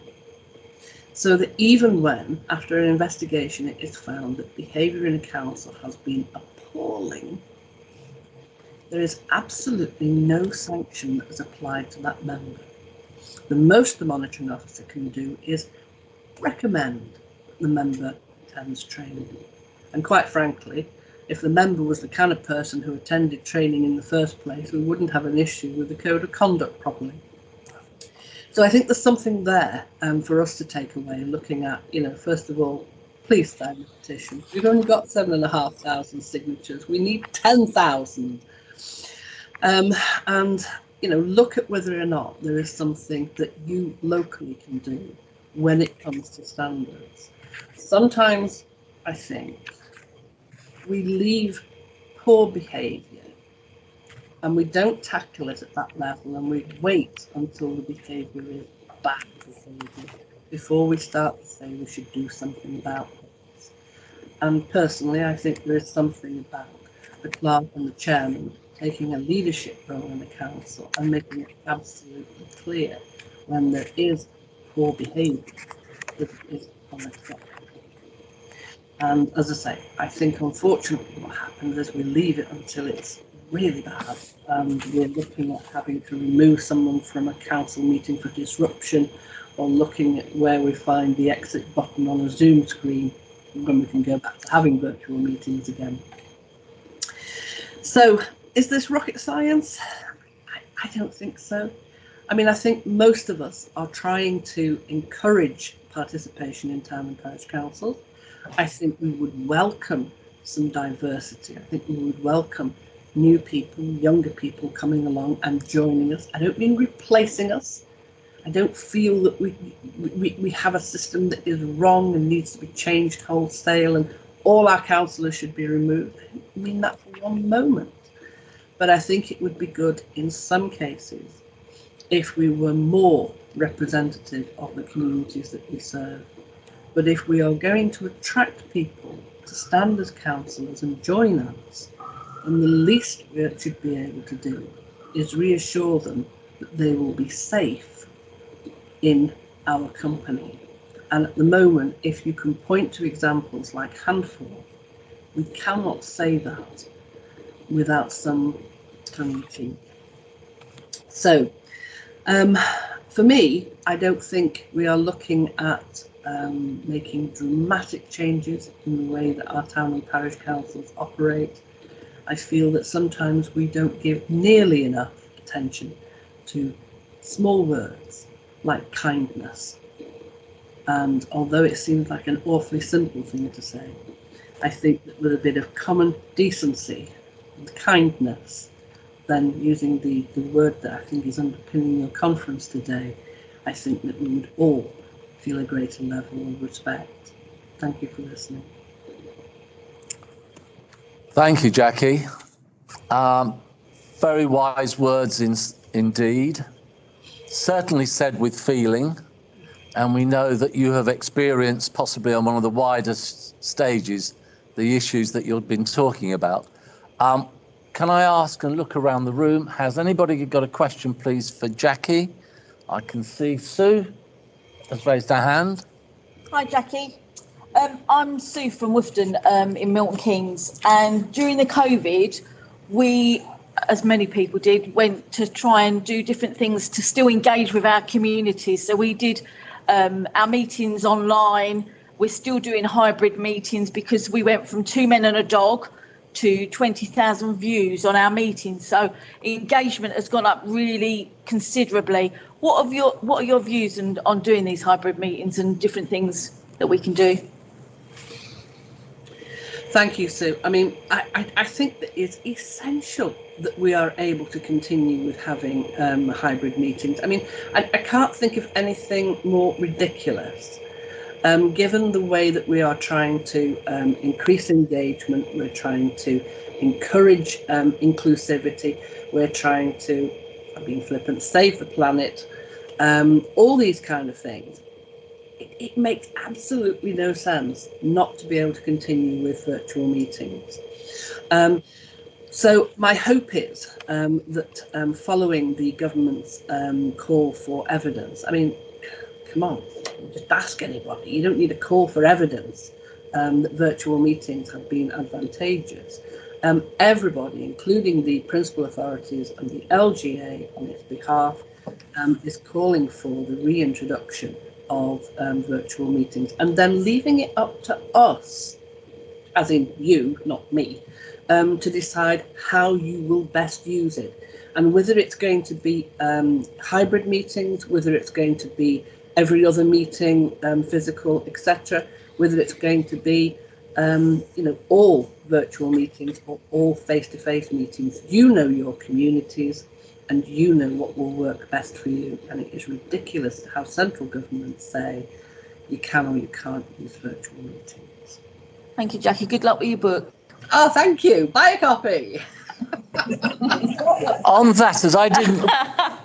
I think you're entitled to a plug, seeing as you're on Good Morning Britain. Could you just tell us what the book's about, please? Yes, certainly.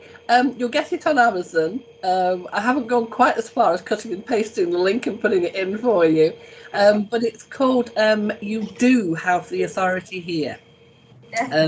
And it's I like to think of it in part as a little book of common sense. It's the kind of things that I've found over the years that have been helpful in managing meetings. A bit of kind of like background to that, but then also I think of it as the kind of things that you wish your mother had said to you, or if she did say them to you, you wish she'd listened. That's interesting. On that note, I'll look across and say, have we any questions from the virtual audience, please? That was the question. Oh, okay. Okay, no, I didn't realise that. I was asking about the book off my own bat. I have another question. Sorry, another question over there. Jackie, my name's Sharon, and I've read your book. As you know, you issued it to us. It was very, it's a very interesting read, and I thoroughly recommend it. Okay. I did not pay for that recommendation. Pure chance. A free book buys a lot of recommendations. What I was going to say is an earlier speaker drew a comparison between issues of respect and how the councils operate in the UK, where we don't have the sanctions that those parish councils in Wales do. And in Wales, they see far less of the instances which have given rise to this meeting today. Have you got any observations on that or any thoughts on it? Only that I can concur. I mean, they do have issues in Wales. I've spoken in Wales, not in Welsh, but in Wales, and know firsthand, that there are some appalling cases of bullying, that have been publicly reported. I'm not giving away any secrets there. And even the sanctions that they have are not helping terribly, because they in turn have a somewhat complicated investigation process. So it's not quite, it's probably been explained to you, it's not quite the same as ours, but with sanctions, it is somewhat more complicated. So they have a different problem with the complication of the investigation. I mean, all I think is, I think our system is absolutely fine, but it needs some sanctions at the end of it. And I think that, again, it's one of those things that I don't think you can really show that you are committed to your code of conduct unless there is some penalty for its breach. We've had too many years of people saying to us that somehow naturally people will evolve into better people just because we've made them sign a code of conduct. And I think that many of my fellow county secretaries have travelled that road, hopefully, but the destination hasn't been what we hoped for. Okay. Are there any more questions at all that have come up? Okay, just one, I think. I think one of the messages that you said, sorry, there is a question, sorry, I didn't see it. Hello, Jackie. Great to see you. What's next? What's next? So there's the podcast. You must listen to that. Then there's, oh my goodness, yeah, there is Panto. Oh no, there isn't. Oh yes, there is. Oh. No, there isn't. And Whereabouts? Where can we see you in Panto? Where can we see you in Panto? I think it'll be the Lyceum Theatre in Crewe. We will organise a coach party. Now, is there any truth in the rumour you want Meryl Streep to play you in the film? Oh, Meryl Streep? No. No. Who would I prefer? Helen Mirren. Sure. Helen Mirren. Okay.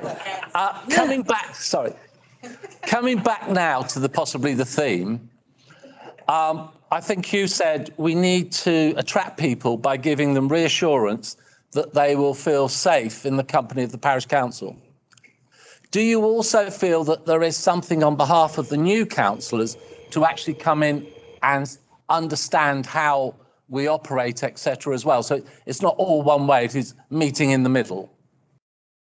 Yeah, well, I guess that is part of making sure that you're developing a team, so that we make sure that when somebody new comes, I mean, we all have horror stories to tell, and you know, we know often that, you know, a new councillor joins and we do nothing to support them, that they're just supposed to catch up, you know, and work out what everyone is doing. You know, they're lucky if they're even given a copy of the standing orders. They're supposed to know, you know, the order of business and, you know, why would we pause for public participation, etc. But we never explain it to them. So I think, you know, it's a two-way street, that we have to welcome them, and you know, a sort of an induction of some kind, even for a very small parish council, I think is really helpful. But you are absolutely right. It's at the same time making it absolutely clear that, you know, any, you know, for example, bullying of staff, inappropriate language, etc., will not be tolerated. And I mean, I think there is something we can do as a council already. I mean, I think sometimes when a member behaves badly, we give them, like naughty children, we give them more attention, not less. And actually, it might be better if we really tighten up our standing orders and just refuse to hear them. Very good point to end on, I think, if I may say so. Thank you for joining us. Pleasure. Break a leg, I think that's the expression, isn't it? Not literally. And thanks again for those words of wisdom. Thank you very much indeed. Enjoy the rest of your afternoon. Thank you. Thanks, Jackie. Right, everybody. We now will be breaking. There will be refreshments. The AGM starts at 7 o'clock. I would ask if any of you, or as many of you as possible, can stay with us. And to those on the virtual network, thank you very much indeed for joining us this afternoon. I hope you found that it was your time well spent, that you've actually gained something from this session, because we as BALC felt it was important to air these topics with you, and that we will hope that you will join us in an hour's time for the AGM. Thank you very much indeed. And thank you to Carol and the team for organising it, and for the gentleman on my right who's been controlling all the audio, visual, etc. So thanks a lot to everybody. Good evening.